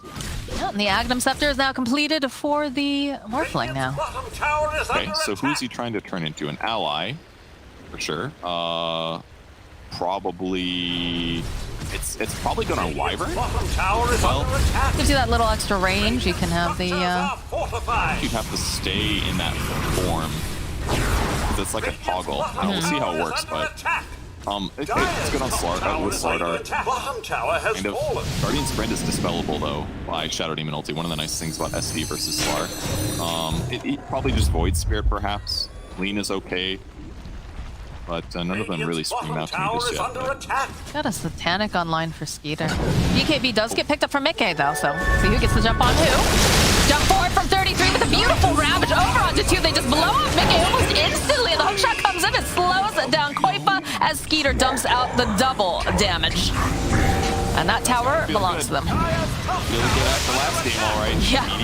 Incredible on TV as well here with Satanic picked up. This pressure is not going to slow down here. I mean, tradition says that Tundra takes the game too, usually, so... They've got to be feeling real good right now. Taiga, careful here. 9. Dagon coming out over on the back end. Not quite enough damage to take the time. Oh, he's going in with the orb. The smell. Rocket flare? Not quite enough. Very close, though. He is slowing them down. I mean, he's got the permanent Arctic burn here. It burns his mana, of course, but putting that extra damage on them consistently is going to make it harder for them to fight, but... Slow him down. It saved Lena's life for sure. He put the heal on him. He would have died for Rocket Flare otherwise. That was pretty okay. Decent start to the first Ag's use. And the other thing is it increases the cast range, I think. as well. Maybe that's just your other cast range. Yeah, here's the pressure. The poke. Puts the heal on him here, which after the orb is gonna miss, then he uses it. Smart. Rocket flare, that heals him for like 50 HP. He definitely would have died from the rocket flare. Really nice save there. What a team player, that's the male. And the next objective most likely is going to be the Roche as they're checking the pit. And getting themselves positioned. Look at all the vision. Look at all the wards coming out too. They'll find themselves a quick pick off on Fata. And is the position 5. The step 4 though. Mickey, is he getting a little too greedy here? No, the rest of the team is following right behind, but he's just so tanky. Gonna get 4 staffed up to the high ground, and they just disengage easily. And you can see these illusions are causing a lot of problems for the side of Liquid. Yeah, and Morphling's able to turn into TB pretty easily, since he should be able to, I think you can transform from the illusions. And then he can do the same thing, push out on the map a little bit, but it's a little bit more restricted. It's not quite always available, and it's been pretty clear that Skeeter's been doing a great job. This is definitely the most annoying thing about playing against TB when good players do this. It is like, it's like playing against Ags with Shard. It's like the same thing. You just send illusions down a wave. These illusions are really hard to kill. It takes a lot of effort to do, and it's hard to take fights as a result. Ooh, Taiga forcing away though. Does have Sumail waiting behind him. He's morphed into the Slardar. But look at this. They really want this Roche. It's up now. It's in positioning. Got the Yags online here too, so got a nice little puddle. Shard's up too. Who's gonna get it? Question Mickey. Gonna poke his head in. He's one of those remnants. Just see if anybody's home. No one's visiting just yet, but you can tell that we're getting antsy. They want to go knock on the door. Not any really obvious Shard grabbers here, but probably going to be either TB or Puck.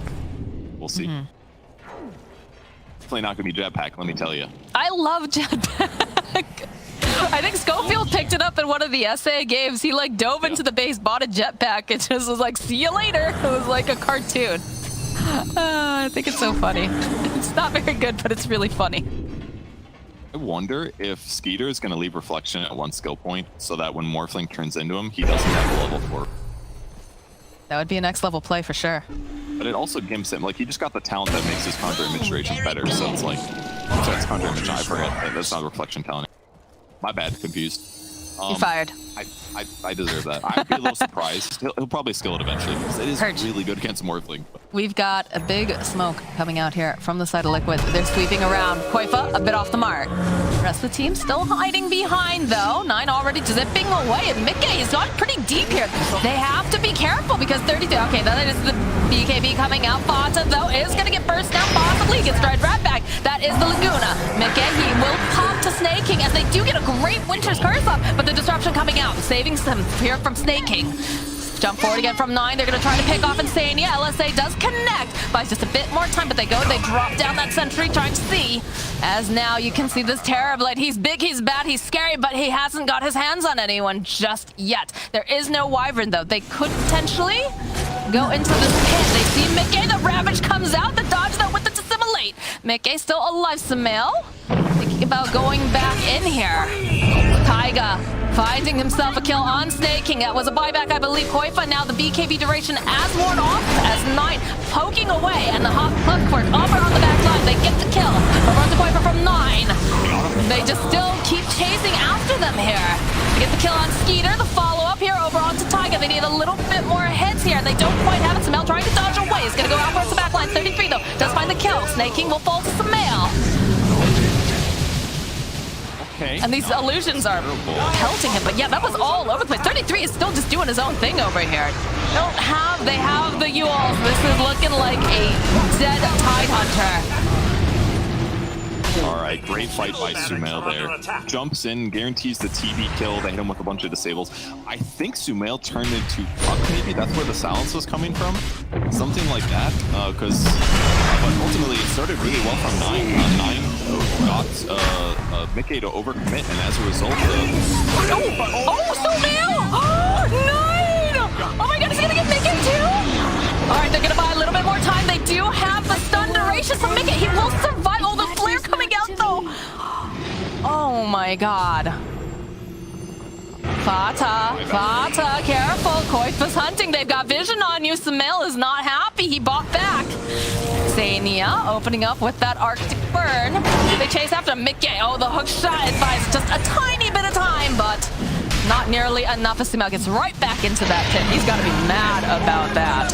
Aegis picked up now for Sumail. You've got cheese on Koifa, and there's a little treat left inside the pit there for Mickey.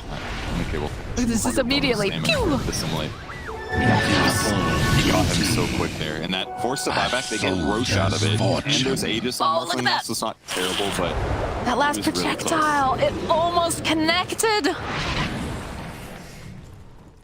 that was really close. Got that BKB too with the rocket flare coming. Look at how chill Sumail is. He's just like, eh. We Is got- that bubble we got tea? Aegis. Man, I want bubble tea.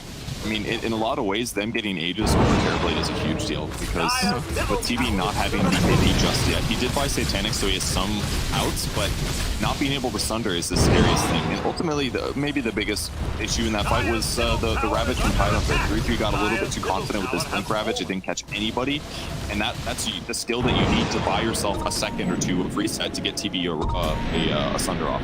And the supports also were targeted really effectively by Quakebook. Quakebook was hunting the Shadow Demon, hunting Fada. Taking those heroes out of the fight is a big advantage. I mean, the Shadow Demon has, that's their main source of save for the most part, right? So it's very, very important that they get that off. You can't have all those Shadow Poison stacks just stacking up. I think it's definitely the right call to jump onto the back lines. Otherwise, you start to run into the issue that we've seen in other games when you've got, something like a Shadow Demon. I think we also saw, like, what was it? It was paired up with, like, an Enchantress, and they're just allowed to sit so far back and just pelt out all this damage. Yeah, it's something that you got to deal with. But SD's benefit is mostly, in my opinion, about disruption, his ulti, and probably a Soul Catcher occasionally on the right heroes to burst him. But We now do. Liquid's got to continue pushing out their lanes, and but Tundra just wants to buy time till they get BKB. Never mind, it's They have BKB. I was just about to say it. Skeeter just picked up that BKB, and now it's smoke on smoke action. The question is who gets to jump on who first. Vata sitting on the low ground. He will spot out here. Sumail turning himself into the Winter Wyvern, trying to slow down. Though there's a jump forward. They immediately just delete Vata, and now Skeeter is forced to run away. Invisibility. Not the worst for the fight start, I suppose. They might go high ground. It was definitely scary for Tundra to be trying to cross the river there. Yeah. I think going across in that position is just going to be way too difficult. Ooh, the Pick Trickster up for cloak, TB. though. Very good here. It's going to Excellent. double up his, give him more evasion and some necessary magic resistance too against others. All right, so a bit of a reset after that pick off. Again, I think they spotted the BKB now over in the Terrorblade. At least they're going to be able to now, for sure, as they make their way through, but sit to see what the next move is here. Missing one tier 4 item on the Tundra side. TB currently holding both of the tier 4 items they have. Leaping forward, they see Quaifa immediately. They want to silence him up, and they'll go and follow up with the BKB. Skeeter is here, though. He's got his own BKB, so it doesn't really matter too much that they have that E-Blade. So they'll be able to take out Quaifa this time around. You're trying to slow down Sumail. Oh, he's still trying. He's chasing after him. Sumail, can they give it off? They have the hookshot. They have the Ravage. They want to get rid of him. He's all strength north, though. He's got the silence, so he's going to have some longevity. Better result. Cogs as well. Just going to be waveform away over to Insania. Go back in, though, it's a question. Over on the back. Mickey was trying to make some plays. He's got the BKB, but this Scotty, of course, doing so much for slowing him down. The jump forward, though, they have their eyes over on Mickey, and it looks like he's going to survive. He even goes and drops that Aether Remnant just in case. Nine just a little bit further than that, but of course, the rest of the team cannot follow up with this puck, so he'll back off. He's doing great. Shard making a big difference there, giving him some ability to escape after the dangerous backline dive he did. But Ravage trading for Morphling didn't end up being worth it. They interrupt the TB, but he just got away. They need the TB there, I believe, to hit him with the Scotty. Otherwise, he's just a little bit too fast. He buys time to get waveform charges off, but otherwise, the fight start was good for Tundra. They used the Ag Stream Quill for Puck on the Slardar. Once they pick off Slardar, they don't have to worry about their backline supports as much. Their supports can defend themselves against Morphling and the Void Spirit a bit, but Slardar just like way too much single target survivable damage. Is this a situation where you want to see the supports possibly pick up something like an Aeon Disc, especially the Shadow Demon?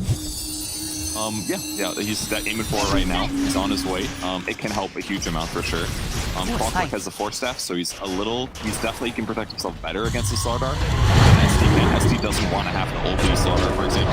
Oh, 9 is haunted. He's silenced, he's stunned, and now he's dead. Assimilate stuns for 2.5 seconds. Oh my god.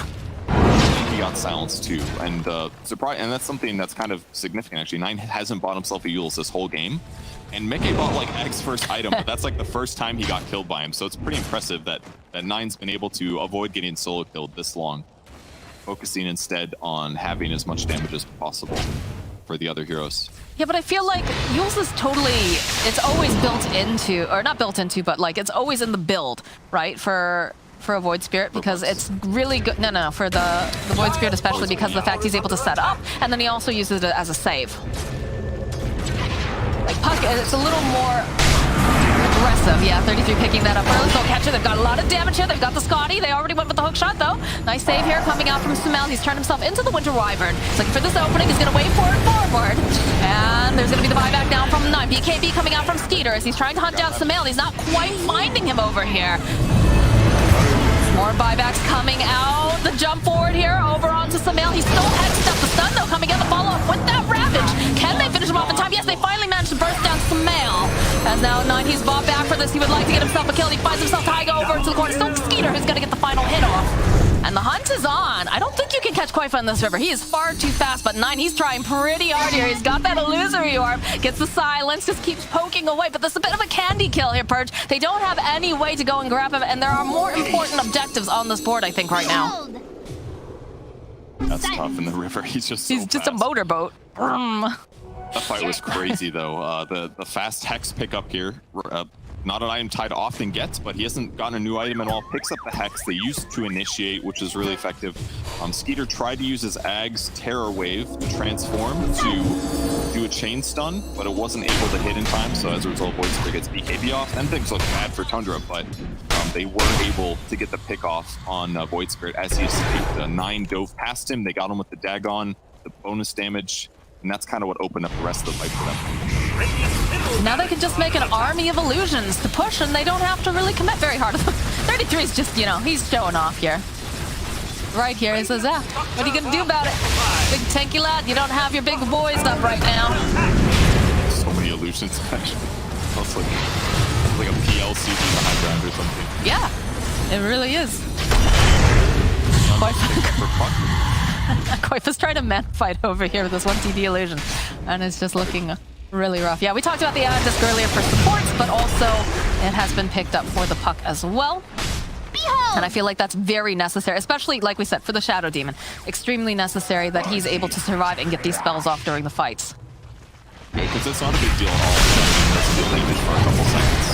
He just needs the utility of his abilities to buy his team a lot of time. So Shard picked up on Quake as well, kind of interesting. Applies Corrosive Haze on illusions and creep waves and stuff. So he'll be able to push this out a bit faster. Pretty necessary, I would say, considering. Does a lot more damage with his Slithering Crush now. So I think he's using it as like an ability, helps him push waves basically. So it's kind of a cool pickup. Not normally something you get out of Slardar is fast pushing of waves, but he needs it against TB. Is this an onslaught? Reminds me of the little trivia. How many TB illusions have been killed, Purge? How many would you guess? I'm gonna say 36. I think it's I'll say 27. Drum roll, please. Died naturally. 45. I won. You won. Party horn. It had been a while. They're all over the map, though. Like, especially when you consider the fact that, Snake King has been just, using the push-out waves as well, farming. So it's been the most value. I'm not sure if it's the most value Terrorblade or the most value Shadow Demon. I guess it's Terrorblade, right? Because you're using his illusions. Sometimes Sumail, exactly. Too, if you're capable enough. Yeah, there's a lot of illusion spam going on in this game, all right. But I think the most significant thing is that Skeeter's only died 1 time. Sumail's died 3 times. Skeeter's farmed way faster because his ability to like push across the entire map with his illusions. He's got 10,000 more net worth than Morphling. So at this point, he's sitting really good. Honestly, he can't get much more farm than this. In fact, he switched his neutral item spider legs just so that he would have an extra item slot for items. And this is like a perfect situation to have spider legs. When you have this ultra farmed carry at this point of the game, you don't want to sacrifice your movement speed. But a lot of players do, but it does hurt you sometimes in some of those late game fights. So, but now he's going to be able to get 7 slotted. Like he's about to eat his Ags basically. Then he's going to have another slot, which could be a rapier. It could be a Daedalus. There's a lot of things he could buy here. Production wants us to watch this clutch. Look at him snaking. It goes in. Can he get it off in time? Oh, we'll never know because we're going to stop. There we go. Wow. Did break that bounty rune. Denied. Pretty significant. No, but like you said, with the, the fact that they've got the spider legs online for the Terrorblade, it's so value, right? Because of the fact you've got so much ability coming out from the rest of your team. You've got a hook shot from the Clockwork. You've got a Dream Coil with the blink coming out here with the puck. You've got the jump coming out from a Tidehunter. So you're not super concerned about, chasing in necessarily, because a lot of the times they're going to be held into place if everything goes according to plan here for Tundra.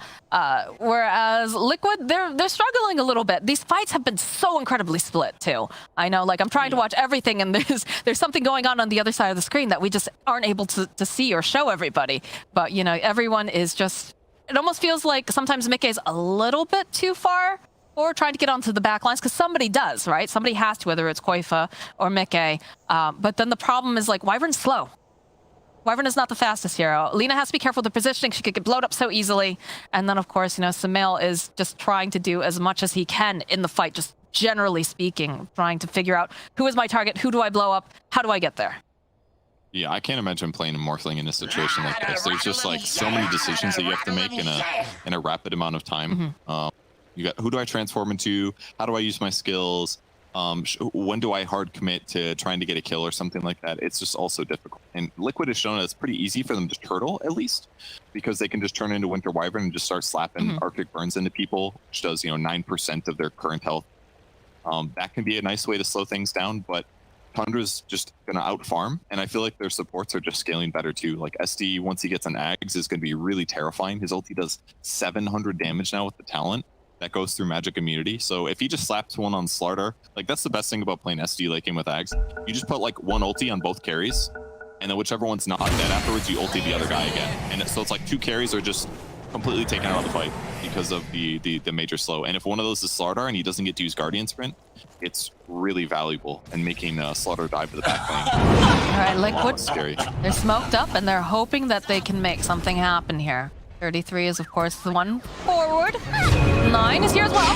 Step forward. Oh, they follow up, though, with the Dream Coil. And there it is. Skeeter trying to just do much damage, but that's going to be a nice Winter's Curse over on the back line as the Ravage does go off here from 33, and they're trying to just forward. See, well, he can't get over there as he just loses Mickey immediately. The BKB coming out now from Skeeter as they're hunting Insania. Can they grab him, though? They've got the silence. They need maybe one more hit from the puck. Knight's going to get himself a double kill. Over on the back lines, though, they do manage to go disrupt Sumail. Sumail, he's in trouble. He does have the BKB, but look at the stunning damage. Look at the amount just coming forward here as he's going to try to waveform up. They don't quite have that vision, although 33, he's trying the best he can. That is scary. And there's a gem dropped over here on the ground, too. It's followed at 9 doing such a good job in that team fight. Smoke breaks. They were able to phase shift. Tide blinked back, and then he gets a big Dream Coil and 2 heroes. And now catching Slaughter the other side with this ward. Oh, the hook shot. He is locked down. They have the damage, the force over to the side, and Fata will get the kill. That is absolutely not a ward that you expect on the Liquid side, because it's been a long time since they were aggressive there, but that Observer ward near the Secret Chop spots him out and they get another kill on the map, whereas normally Slaughter would be able to get a couple creeps killed, maybe finishes AC here, but no, instead, they get the map control. Roche is going to go into the pit. It's a refresher shard. No free Axe with the shard. Go on. Amazing on 9. Maybe really good on Tidehunter. Pretty safe on TB. Everyone's a good candidate. Yeah. At this point. There's nothing that Liquid can do here. Nikkei's still down for 40-something seconds. No buyback. They do have buyback on point, but they've got buyback on Taiga, but these are not people that want to dive into that pit, so Liquid a bit on the back end now. Greetings! Oh, they go high ground. Still got a couple more. Look at this illusion. He's just chewing through the things. Bata's really just good. playing around a little bit here. He's thinking about, you know, maybe doing that hook shot. Knows exactly what Samal is. This is the problem. You just keep throwing out all these illusions. 33, he's taking a little bit of damage over here. It's very slowly getting chipped down, but he's forced forward. They get the Hex off immediately, and they just blow up Samal. He's dead. No buyback. He's got no buyback. They're going to go for the finish here. Tundra, they want this. Koifa, he's going to be forced to buy back here. They can't afford to lose these buildings this quickly, but I don't know how they get in there. Look at this damage. Look at these snowballs being tossed out. The Scotty damage from Skeeter as they just start mowing through. Koifa over onto the back ends. Get the spies off here. Over onto Bata. They'll be able to get the kill on the clockwork, but this is not looking good now for Koifa. The LSA buys a little bit more time. The Fear just pushing it right back. Snaps the coil. They'll take down Koifa. Now Mickey is also trying to run. They use the Ravage. They want to get rid of him. There's no buyback on 4 of the players here on the side of Liquid. Tundra, they do it. They take game number 2 and tradition that they like to. And Liquid is going to go down and lose this game. Tundra played so good this game. I'm gonna say the only pressure that came was on heroes that basically didn't matter. The supports died a little bit at like a high rate in the early stage of the game, but they got the heroes far.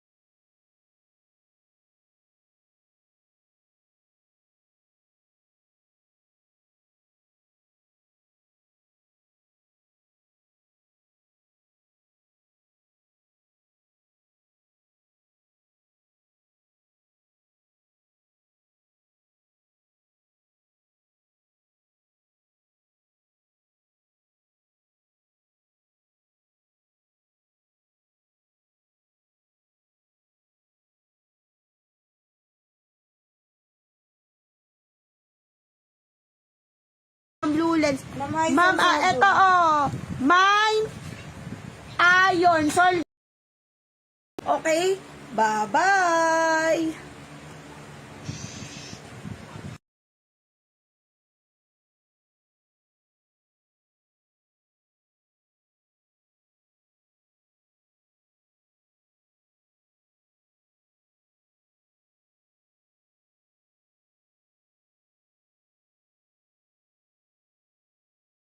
Muna tayo kay Boss Teams, okay?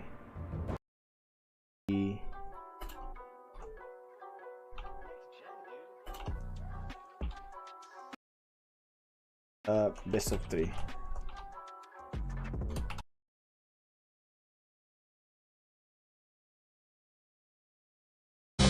Nasa gip ng mga pulis ng Chinese na dinukot umano ng mga kapwa Chinese sa Parañaque City noong Biyernes. Arestado ang 2 Chinong suspect at 4 na Pinoy na hinihinalang kasabwat. Ayon kay Parañaque Police Chief Colonel Maximo Sebastian, nagsumbong ang isang Chinese na hindi makontak ang kanilang kaibigan noong Huwebes. May suspect sa mga nagreklamo na ikinulong ang kanilang kaibigan sa isang condo unit. Rumisponde ang mga pulis at naabutan sa 19th floor.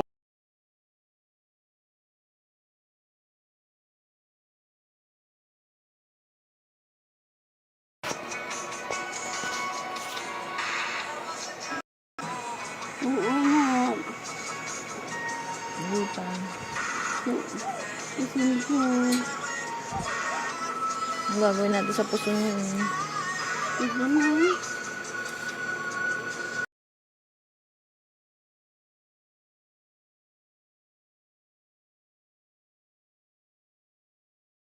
Close open, close open, close open, close open. Wala lang. Na-miss ko lang maging baby mo. Ang baby ko, kahit wala ka na sa piling ko.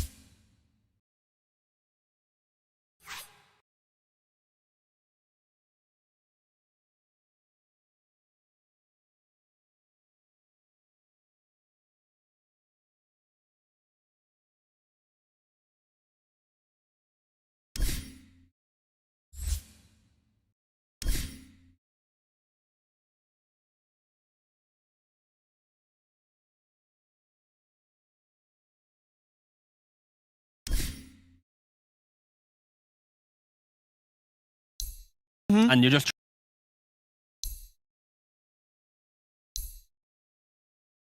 He had a good start and just did a great job effectively putting himself between enemy teammates. we've done the wrong thing. We've mentioned everyone, Apart from... but snaking. Oh, the Shadow Demon!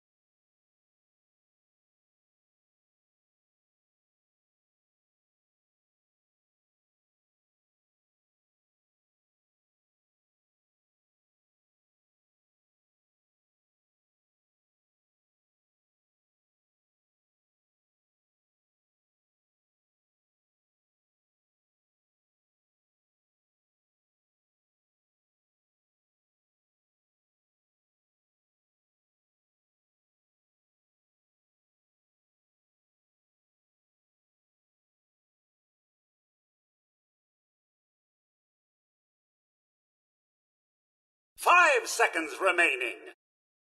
Radiant team banned.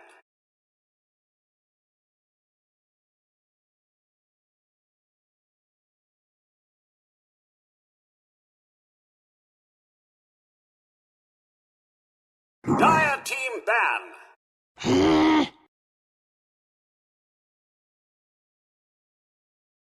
Dire team ban.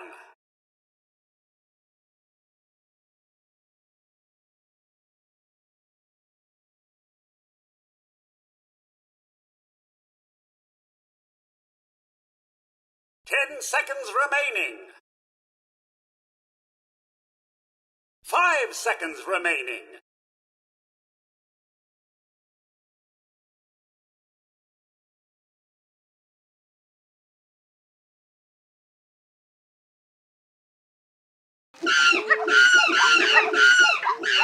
Radiant team pick.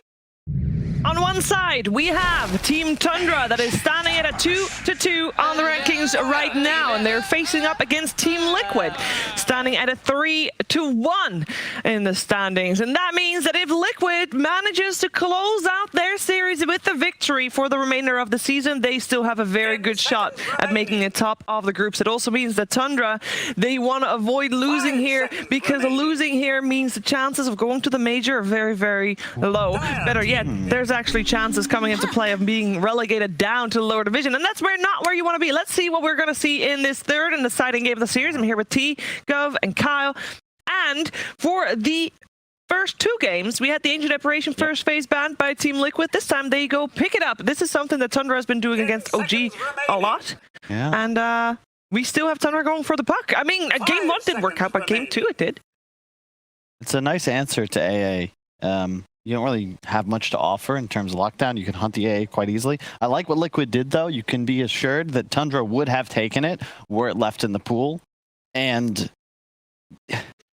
just a really nice hero to build around. Mm-hmm. You know, you remove healing from the enemy draft. There's no way you can play some kind of sustained lineup. Heroes like Morphling, Necrophos, Death Prophet become unpickable. Alchemist, they're all just deleted from the game because you have an AA. Oh, instant Tiny. Yeah. So yeah, in regards to that, you now have the instant response of Tiny, because they didn't care what Tundra picked in this next position. They just knew your puck's mid. Let's just pick up most likely our mid hero here again. Yeah. But again, potentially this could be the carry. Mickey, yeah, the carry Tiny. But the concept of Tiny v Puck, it gives you a hero that if Puck is not ready, you can like 100 to 0, or some scenarios just 100 to 50 to force the Puck to be defensive. I'm a big fan of Tiny against Puck. This was our go-to way back in the days when I was. Wait, Carl, quick. That the Hon days, am I right? The Hon days? The Dota days? Dota days. The Dota days. Just confirmation. Because Limp is the best Tiny in the world. Oh, of course he is. There we go. The enemy's team win Puck. We pick Tiny. And you always have the kill threat, especially with an AA. The Vortex down, if you set up for a combo, like it's just too much damage. Like almost 1,500 at max level combo level. That was just add an Echo Saber.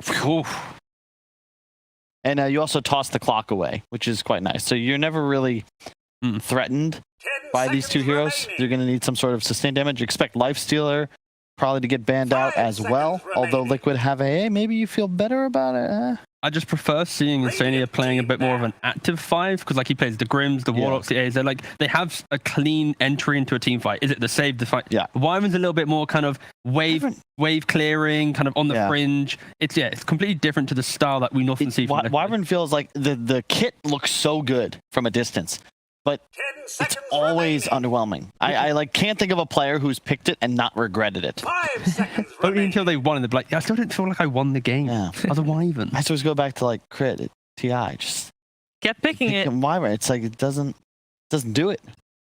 It was, originally pre-nerf, sure, when you could keep attacking people, wasn't any sort of damage mitigation. It's like a 70-second cooldown. Man, that was busted. Now this is the series meta. This is where Liquid's like, damn, yeah, this Tundra team, they just kind of 1v9'd after, a very strong early game with this Terrorblade. So let's respect that a little bit. Let's throw it a ban. I love how relaxed Fada is in every draft. He's always like arms back, chit-chatting with the lads. He never's too concerned. Confidence is key in a draft. Yeah, you gotta have control of your emotions. I mean, Fada's been in this position before. Been around. It's actually kind of wild how long he's been in the scene at this level as well. Yeah, and with different roles. Yeah. And Fada mid, off lane, captain. Yeah, but only a captain for like a year and a half now. Yeah. He only made that jump a year and a half ago. Yeah, but he's always been, I think, that first mate. Mm. Yeah, once the team finds consistency, he's like, his name within the captaincy ranks will obviously be up there with the others. It's just right now he's still trying to kind of find his footing as a consistent, potentially tier 1 team. Yeah. But he has the potential to be there for sure. Yeah, 100%. Yeah. His kind of approach to the game is very good. This game kind of determines it, right? It's big for both of these squads' destinies, and also just telling you, what this DPC season is like. If anything, maybe it's we could say, we want more games played between these teams, but it's good setup for TI when you'll have one final game with $1 million on the line, your spot and chance to play at a major. There's one big difference, though. Because even though I agree with your point, but at TI, you're playing several games a week. And this, you don't get a week to prepare for that series that means so much. And for these series, these teams, Tundra, I guess they didn't get a full week because they played OG, Tuesday? So they get 3 days. That's still a luxury. The key thing here is you're describing something where teams, that's why they need to qualify for this major, have that experience. Because if you didn't go to the first major, you didn't go to the second major, and you win that qualifier, go to TI, that's when you're going to feel kind of the lack of confidence in that type of environment. So for Tundra, they win this series, they go joint second, 3 and 2. They lose this series, they're joint 7th, 2 and 3. That's how close this group stage is. True. Kind of crazy, actually. Second play, two losses, you're tied for second. Yep. Meanwhile, I mean, I don't see anybody else. We'll stick to this series. Big pick ahead for Liquid. Likely going to commit to what this Tiny's role is. It could be a Taiga hero. Mm-hmm.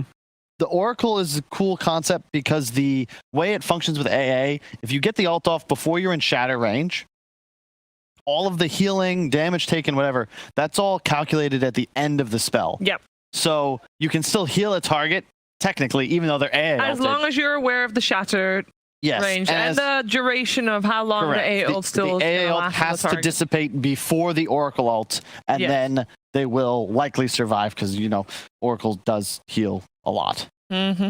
Yeah, so again, for Liquid, this pick here is going to decide, is it a mid-tiny, is it 4, is it carry? Like, this tiny is very up in the air. So potentially just ignoring those roles and going for an offlane could come into play. Oracle as a hero for Tundra, it isn't the strongest laner unless the carry also has some kill potential. The question is, what do you pick for Koifa? Because I don't think it can be Slaughter again. Clock was a big issue, thorn in his side in the previous game, and you're against an Oracle too, just so good at removing. I feel like they probably would still go for the Slaughter type pick because they did really well in laning phase. Slaughter type, sure, not Slaughter. They have played, like Quickfire, when he started going to the off lane, they've played Mag, Sand King, and Razor as well, other than the Slaughter. They could casually go Mag PA, for example. They could do that very easily. Dire team pick. They go Tusk. Okay. Revealing, of course, Tiny is now the core. Could be offlane Tusk. Maybe. We have not seen Tusk be super successful in the last week and so. I think it's, at least for this game, you now have a little bit more of save with the Tusk. You lose that when you pick this AA core. And you have the double jump now where Tusk and Tiny can also find in the fight. Is there a universe where you fourth pick an Aya? It's Liquid? It could for sure be. Yeah, maybe. I don't know into Puck Clock Darkseer. It's a lot of AoE that will be messy. So this is a cool pick because now the Clock suddenly gets a ton of threat attached. Darkseer really doesn't fear these two supports. 10 seconds remaining. You're a very early pipe buyer. Really nice to have those AoE auras. 5 seconds because Liquid remaining. represents at the moment a lot of burst, but very limited sustained damage. Mm-hmm. Now, a question for Liquid here is, what type of carry do they want going into a Darkseer lane? Morphin's banned out. Obviously would have thrived there. Just say Jug. Yeah, but the only fear with Jug is the whole idea of you have the hookshot and the coil to deal with you throughout the later portion of the game, but I guess it's still fine. Oh, they end up going for a Mars. And there is, of course, still the chance that the Tiny is going to be played by Mickey instead. That's true. That's true. Which at the moment looks like will be the case. I mean, does Samil play Tiny that much? I mean, I'm sure he can. Yeah. Yeah, but if you can choose between a Mickey Tiny and a Sumail Tiny. It depends on the route they want to go. So far, Sumail's been playing their one. Yeah. Mid lane, sure, but do you want to keep that? Mickey is their carry. He's the guy that'd be playing PA. So are you going to switch that up? Is that a decision Liquid made in terms of how they're going to prioritize farm all series long, or was it based solely on the matchup against Puck?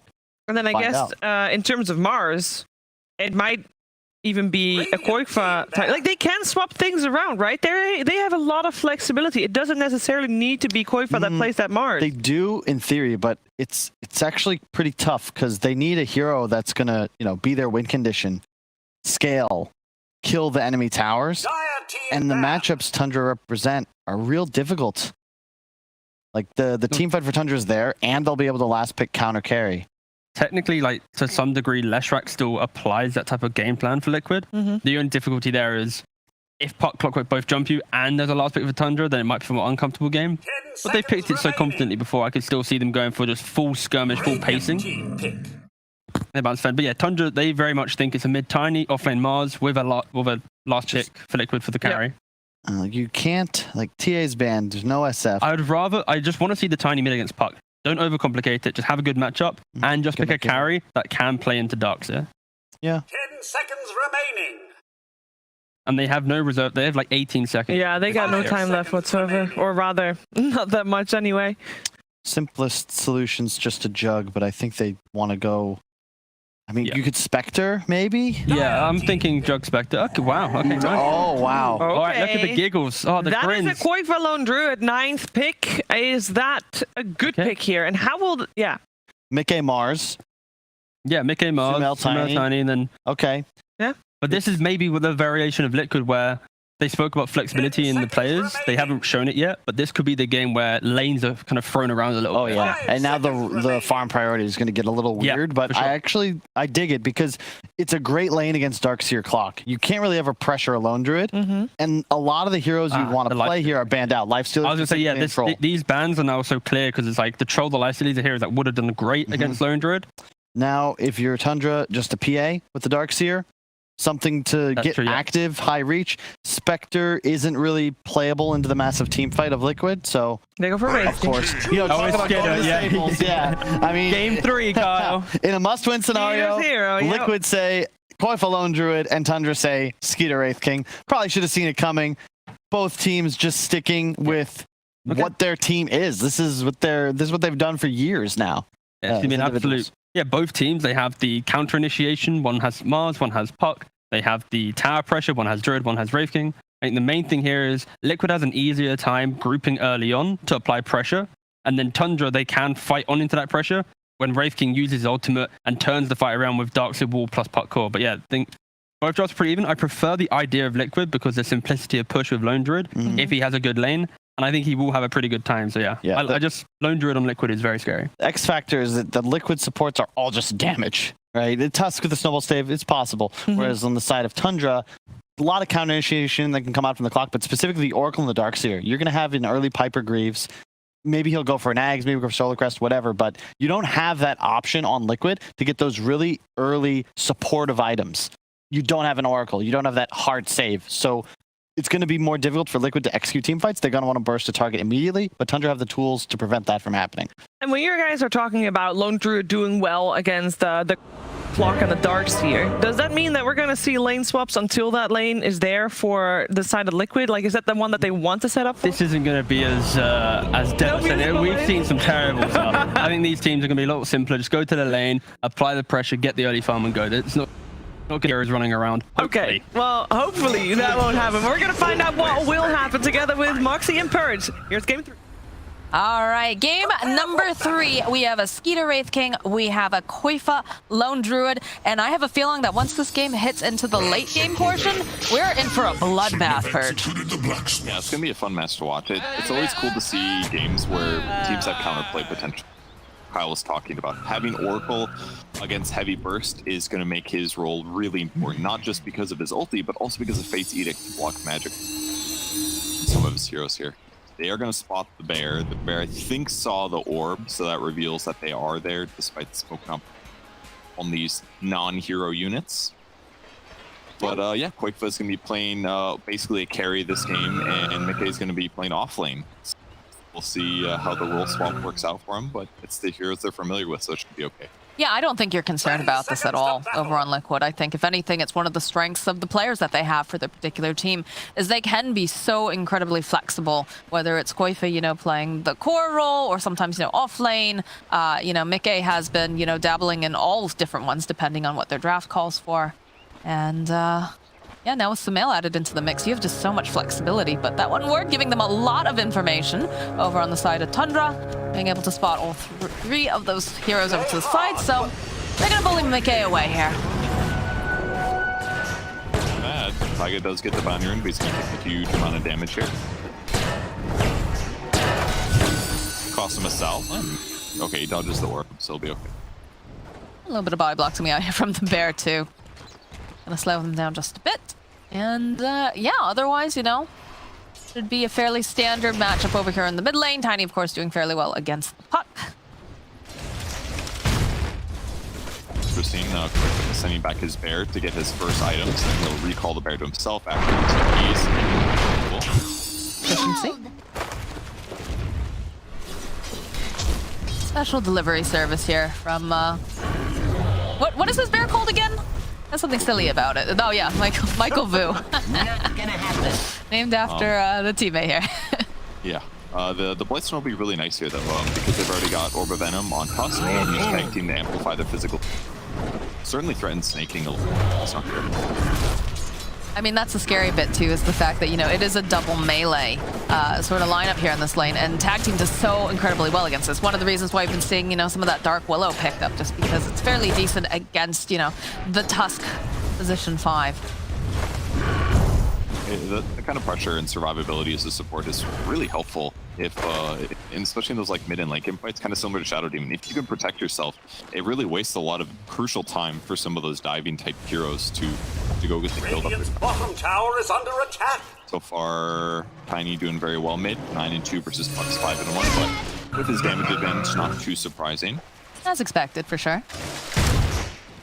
I think it'll be interesting, too, when we do get those level 6 online here. I would like to see 9 be very active. Of course, Mickey, though, probably going to be the one who makes the moves over here on the side of Liquid once he gets that arena up. Masterfully denied. Locked in large camp, small camp ends up getting dewarded, so Fodder now pulls. So this is looking decent for Tundra at the moment. Earth King going about even in terms of last hitting. You do have to be very careful against this AA dual lane, though. AA plus Mars is a lot of damage. This is one of the reasons AA has been pretty valued lately. It's just because he has really solid harassment and kill potential with any other ally that can disable. So, Skeeter's not careful, could get out harassed. He actually went for a really fast Wraith Band, very surprising. Huh. Something a little bit different. It is. It's a lot of extra armor, is one thing. But it's not as much damage as the Bracer would give him, but it'll increase his attack speed and it'll make the right-click damage that Mars does a bit less. So could help him out a lot in the laning stage. Like think of it like a cheap chainmail, basically.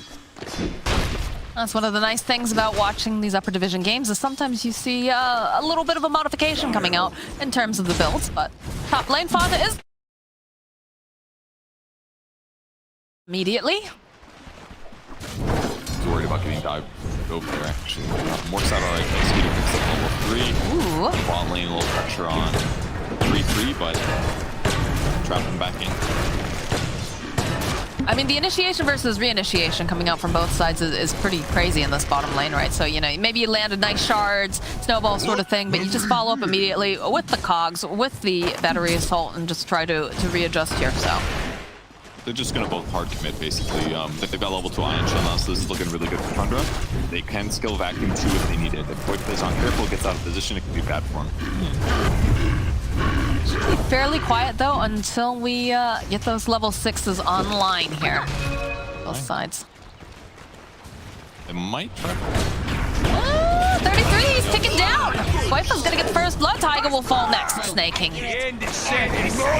Well, I wish I would have gotten the bear. The bear, it was like there was 2 targets. Both would have been really good. Do you want 300 gold, or do you want the experience of killing a hero and killing him? They made the right choice, of course. Radiant's middle tower a little too much damage for 3-3 to tank through there. Boots coming for somebody else.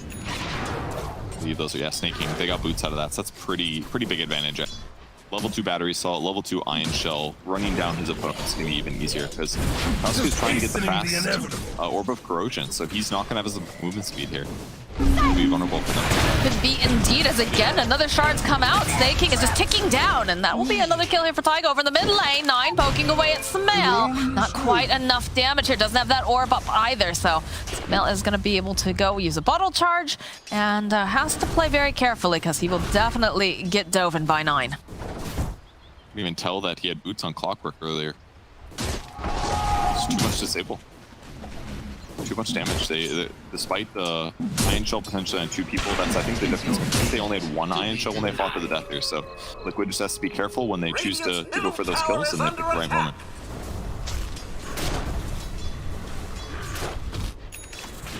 Just quiet, trying to take down this courier over here. They need one more hit to take down Big Guy's courier. Not going to be able to quite find it. As the wave is pushed in here in the top.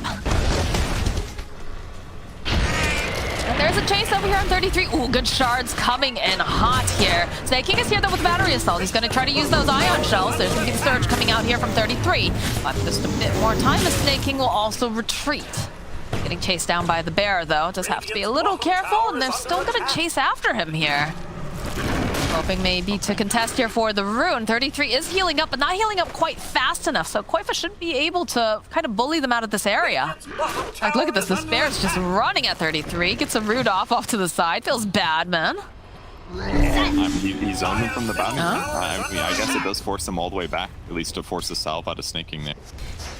Not all bad. I'm a little surprised he committed so hard, but hey, giving Tusk some moments to get last hits, gets him his boots. It's going to make their pressure even better. So this is kind of like the same thing that happened in the first game. Is look, Koifa and Taiga as a dual lane partnership is they're just so good at winning their lane. They know the moments to force fights, and even though Tundra has conventional strong looking lanes, they keep getting these kills.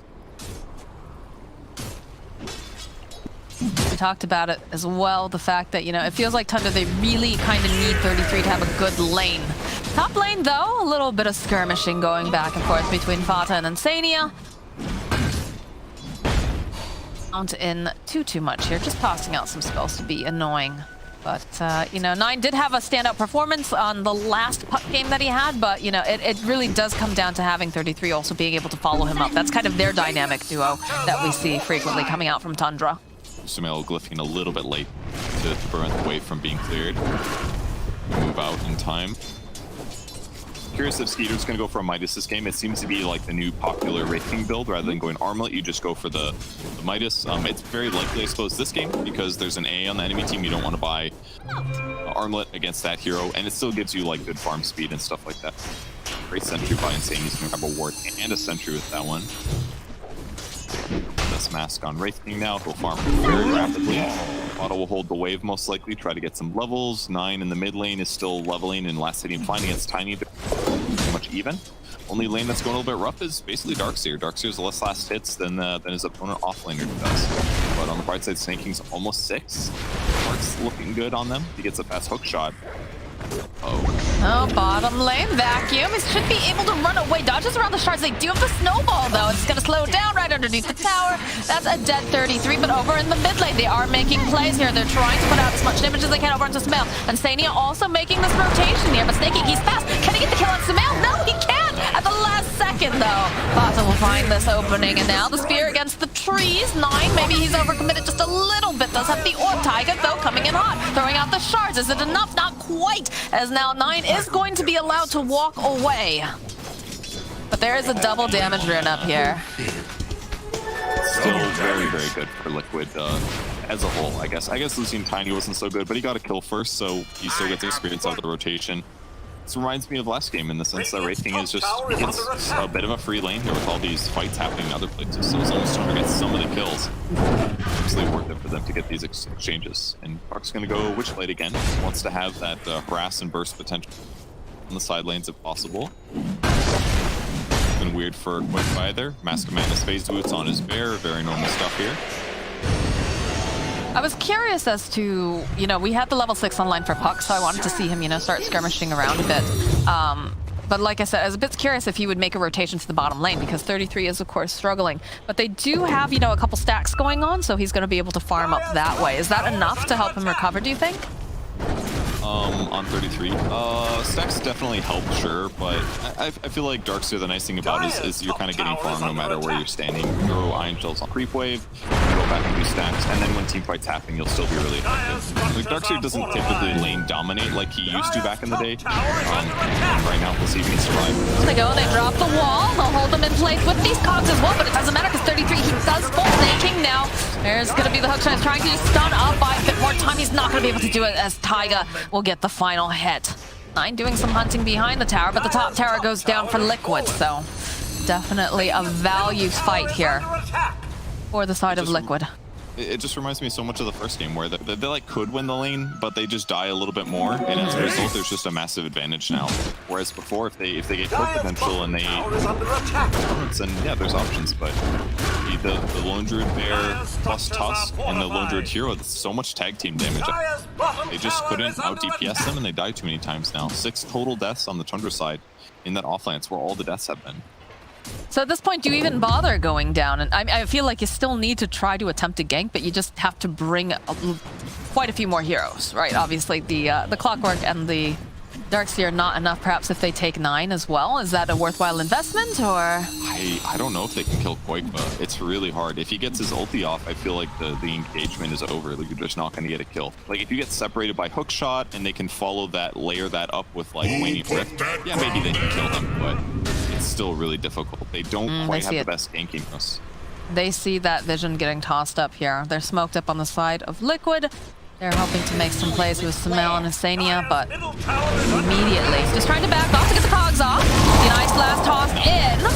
The follow-up with a nice arena here from Mickey. They'll focus down snaking. He's going to be first to fall. 9 is now trapped inside. Does have the Dream Coil over up to 3, but he needs backup. He doesn't have his team. He's next to go down. As 33, he does manage to get the vacuum wall combo off, but it doesn't even matter. Mickey gets himself a triple kill, and it looks like there's going to be another kill as Koifa finds himself a Fata. What a rundown. Tundra did a great job trying to slow it down. They put the Oracle, they pulled the creep wave with the rocket flare, trying to keep this tower alive. Then they put Fade's Edict on block to stop a lot of that damage from coming, but it was way too much, and they were still able to catch the heroes on the back line. 9, I didn't see exactly how he got into that, but he was trapped in the arena with his abilities on cooldown, and he wasn't able to escape. So here it is again. He pulls the creep wave, he puts cogs down, they save him from that burst damage, but with the snowball, Puck ends up phase shifting there. He tries to silence to get outside, but he misjudged, and that's what committed him to dying. So, Puck made the mistake there. Needed to get out of that to not get caught. And then, even though the vacuum wall was so good, the fight was over at that point. They'd already used all of their committal of spells. So, what looked like a great vacuum wall, there was no follow-up, and now the dead 33. Control is important. They don't want DDs this game. They want invis runes.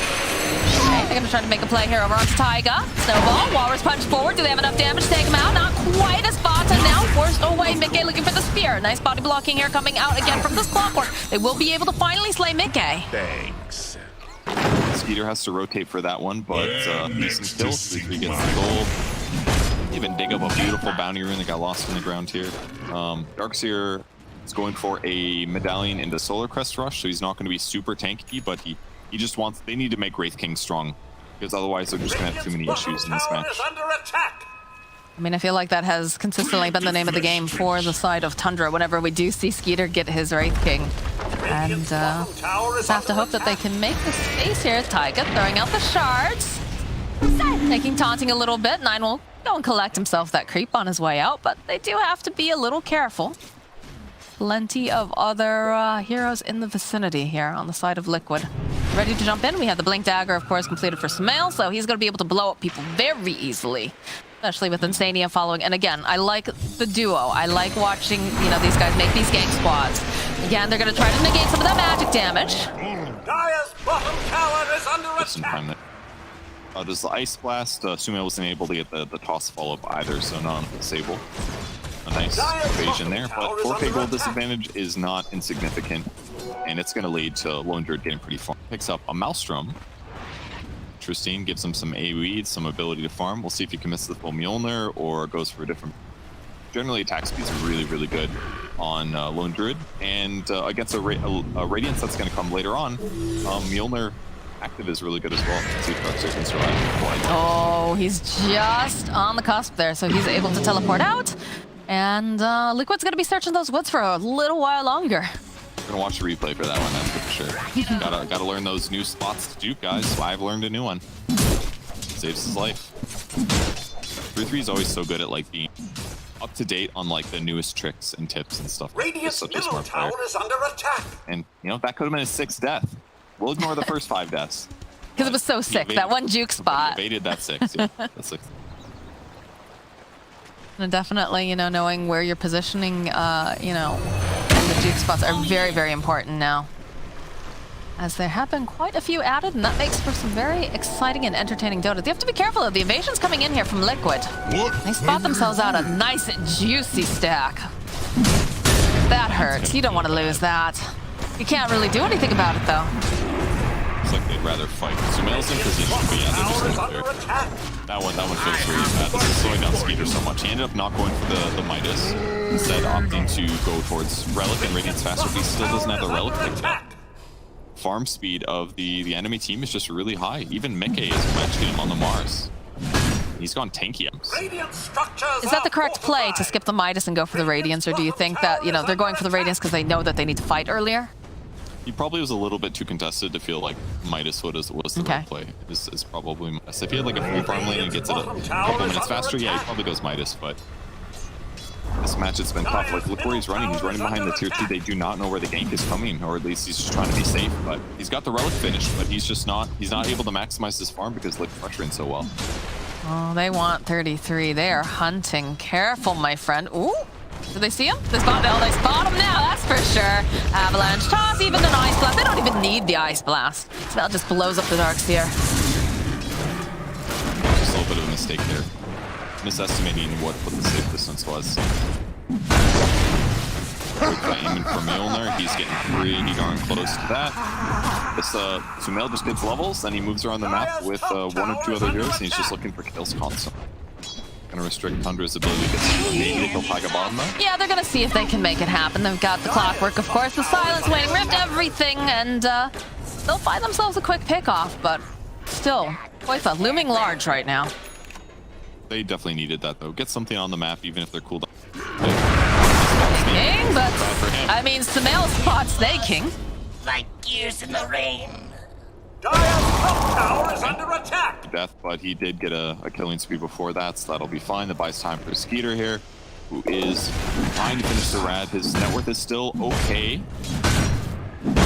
He's trying to hang in there. It's been hard because their jungle has just been invaded constantly by Liquid. They've, you know, took away that giant stack that they had over on the side, and like, look at the vision that they've got up too. You can see they've got some nice deep wards planted to keep tabs on everything, and you know, really just figure out, you know, where are people, what are the item timings. This is, oh god, there's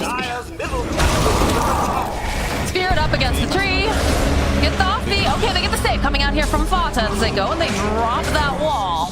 They'll use the arena to walk away here. Sometimes you're like, this is the most kill I've ever seen. 9. You just mess it up. 9 is in no man's land, and Sumail collects himself another kill. He's the only one who can do this, though, I feel, right? Because he's the hardest one to get your hands on. But on the bright side, 3-3 doesn't die, at least. He's got a Solar Crest finish now. So now if they do group up and fight, at least there'll be a little nice speed armor attack and all that good stuff. Yeah, but they're already in the pit here, Purge. This is looking like this will be our first Roche here for Liquid, and I'm not sure how they go when they contest this. I don't think they can they? It's hard. They have so much minus armor. Corrosion and Medallion and Blightstone. Yeah, look, he's just melting.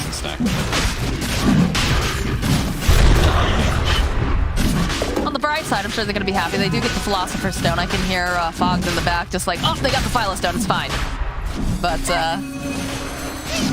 9 poking away over here. They can't do anything about this. So this Roche goes down. It's going to be Koifa grabbing up that Aegis. So that is our first Roche of the game. And man, Liquid, they have all the momentum right now.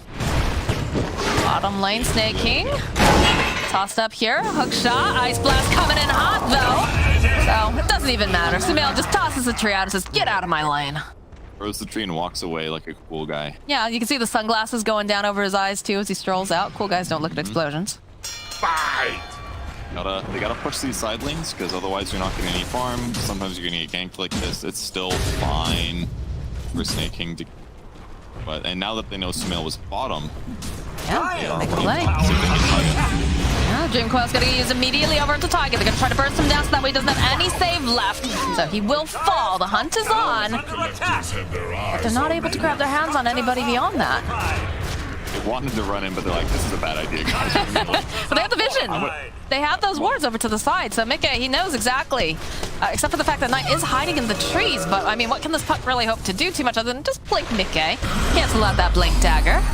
Orbing forward here, gonna try to root down the bear. Step forward though, coming up from Mickey as he's just gonna immediately try to go and blow up Fata. There'll be no saving this time around. 33-2 caught over here on the side, and it's a Crim Coil coming out, but it doesn't do a whole heck of anything as Tundra is just forced to run away.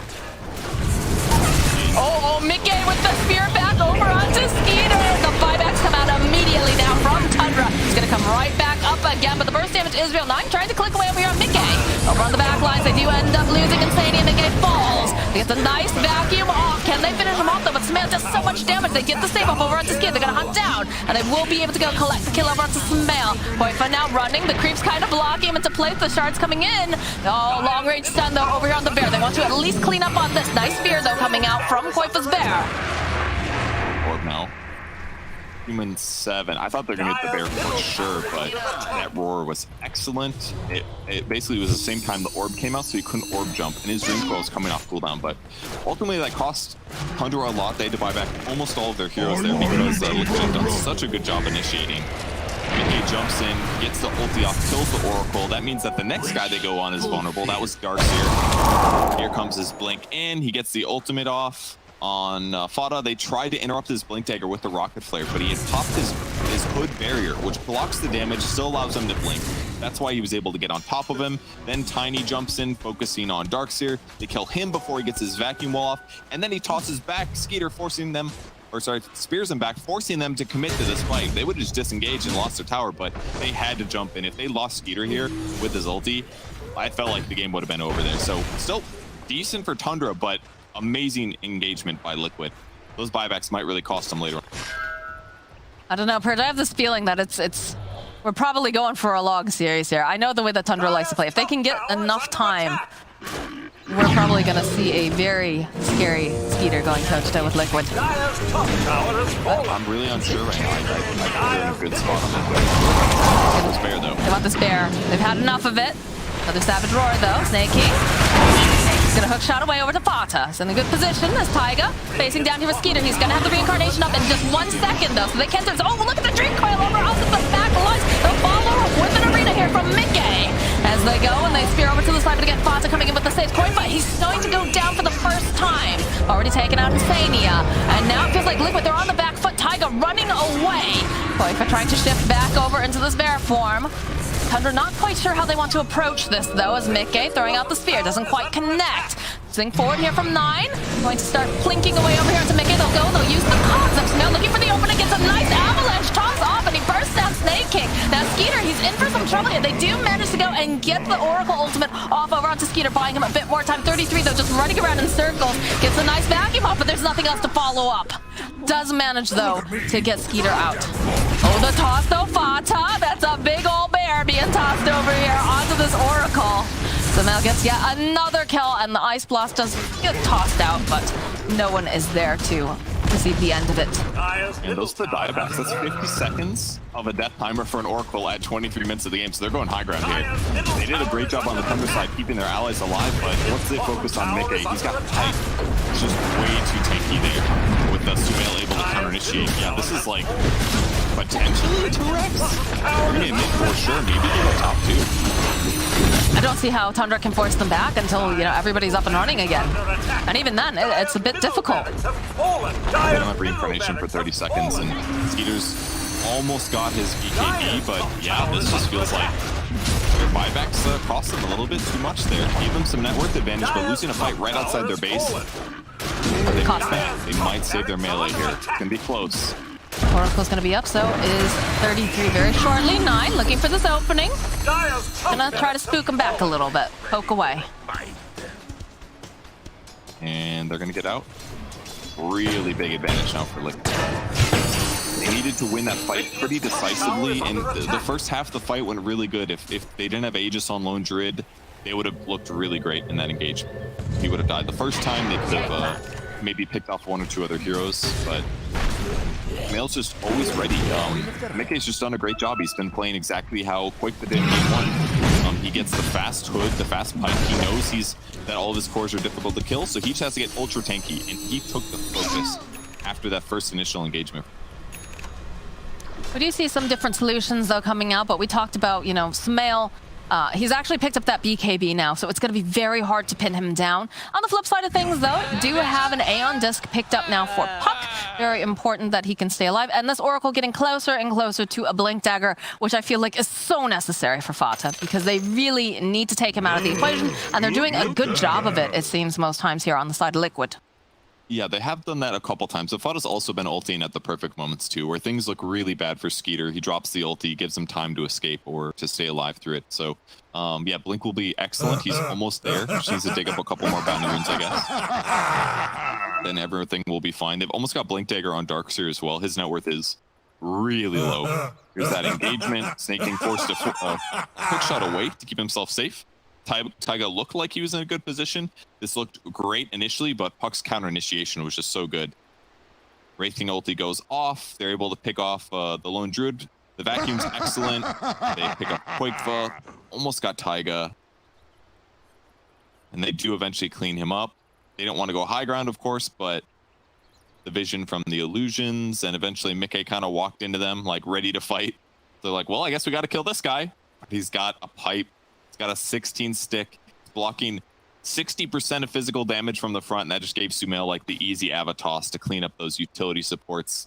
Skeeter was gonna die, but gets saved with the ulti, and he kind of wants to go back in, but he's got Mjolnir charge on him. Like, how are you gonna kill 2,000 HP Mars at that point in the game? It's just really hard unless Wraith King feels confident to slap him. I mean, you're not gonna be able to go in and give him the slaps there by any means. You can see they're pretty happy at the way that they turned that fight around. And yeah, so we're just waiting for a moment here. Do have a smoke over on the side of Liquid. Sure, they're feeling pretty good right now with the current item pickups that they just got. They have that BKB over on Sumail. I have a feeling they're going to be kind of sweeping around here. And you can see that Koifa has just what's the word? I don't want to say exponentially, because I know JJ absolutely hates when you use that in the wrong phrase. See, I listen to you, JJ. I do. But you know, you are seeing that growth coming out. Just an empty box. All right. They're hunting though, for sure. Aghanim Shard on Lone Druid with the bonus attack speed for him and his allies, and with Sumail going back for a right-click build with his BKB, he's queuing up Shard. This extra attack speed is going to mean Sumail does insane damage afterwards. So the death ball of Liquid here, between tag team amplifying damage and attack speed increase from Lone Druid, everything just makes sense. And of course, Sumail finding himself a double damage too doesn't hurt either. Pretty good. Dire's bottom tower Tier has 1. fallen.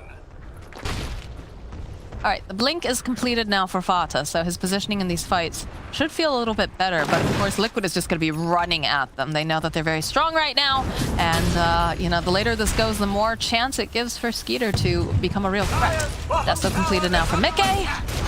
Pressure is on. Let's look how fast these towers go. Both a tiny and a Lone Druid. Pretty scary. All right, they're going to run back now. Here they go. Let's see if they can defend this. There's CG. He's got the Solar Crest. Look at the damage coming out from Sumail with that double damage. Oof. Cleans up the Skelly boys. Pretty insane. Slap the bear again. He's got so much armor. Easy finish. You just keep trying to disarm it too. Just please don't touch our towers. Nice damage though. Skeeter already down to half health. Oh, and they'll use the drink coil over on the back line with a beautiful wall vacuum combo, but they need more damage out of here. 33 is just an island all by himself. The snowball coming in here from Taiga. There's a punch. Nine does find the kill over onto Insanius. Samantha, look at this arena here. Snaking is trapped. Skeeter is going to go down a first time. Snaking trying. He's just holding them in place a little bit longer. Eventually will get taken out by Mickey. And I just don't know how they get in here. Nine and Aeon just doesn't pop. Mickey chasing after him. The Savage Roar will force Skeeter back. And the focus is on there. Just paying attention to these racks. They're trying to get rid of this bear. It's been an absolute thorn in the side. Mickey though going forward again with the God's Rebuke. And they burst down anyone else but toss up into the air. This is not looking for Skeeter. But Fana, he hits his buttons perfectly. He's going to be able to keep him alive just a bit longer. So he is rooted into place, but he just, I don't know if they have enough save. They don't have the save farm. The buyback now coming out from Skeeter. Fata is just going to be sacrificed to the Liquid Gods over here. And now Nine, he's trying to just be as obnoxious as possible. If they have a ward, they have the vision. Look at Mickey waiting patiently, not going to be able to quite land it. As over on the back lines here, Skeeter is just forced to run back into his fountain. So hard for them to engage past the bear. The bear is just keeping Skeeter out of the fight. And the vacuum wall is great. The Doom is great, but this could be a good start though. 10 seconds till true form, but no follow-up on Koifa. Snaking on the back lines, just gets the jump over onto Koifa, but the bear's just shredding him into pieces. Samel, BKBing, he's gonna teleport away. Koifa though is left behind. Nine here, gonna keep trying to poke. Do you have that dream coil? But Samel, he sticks around. He decides he's not quite done just yet as Koifa's getting chased down here by Skeeter, but the GG does get called. They realize this bear, this rock, everything coming out from Liquid is just too strong. Liquid played amazing this game. They crushed that safe lane. The Lone Druid plus tussling. They killed Clock and Darkseer so many times. They took those heroes out of the game as a factor, and that was like two of their major damage sources in that match. Made Puck's rotation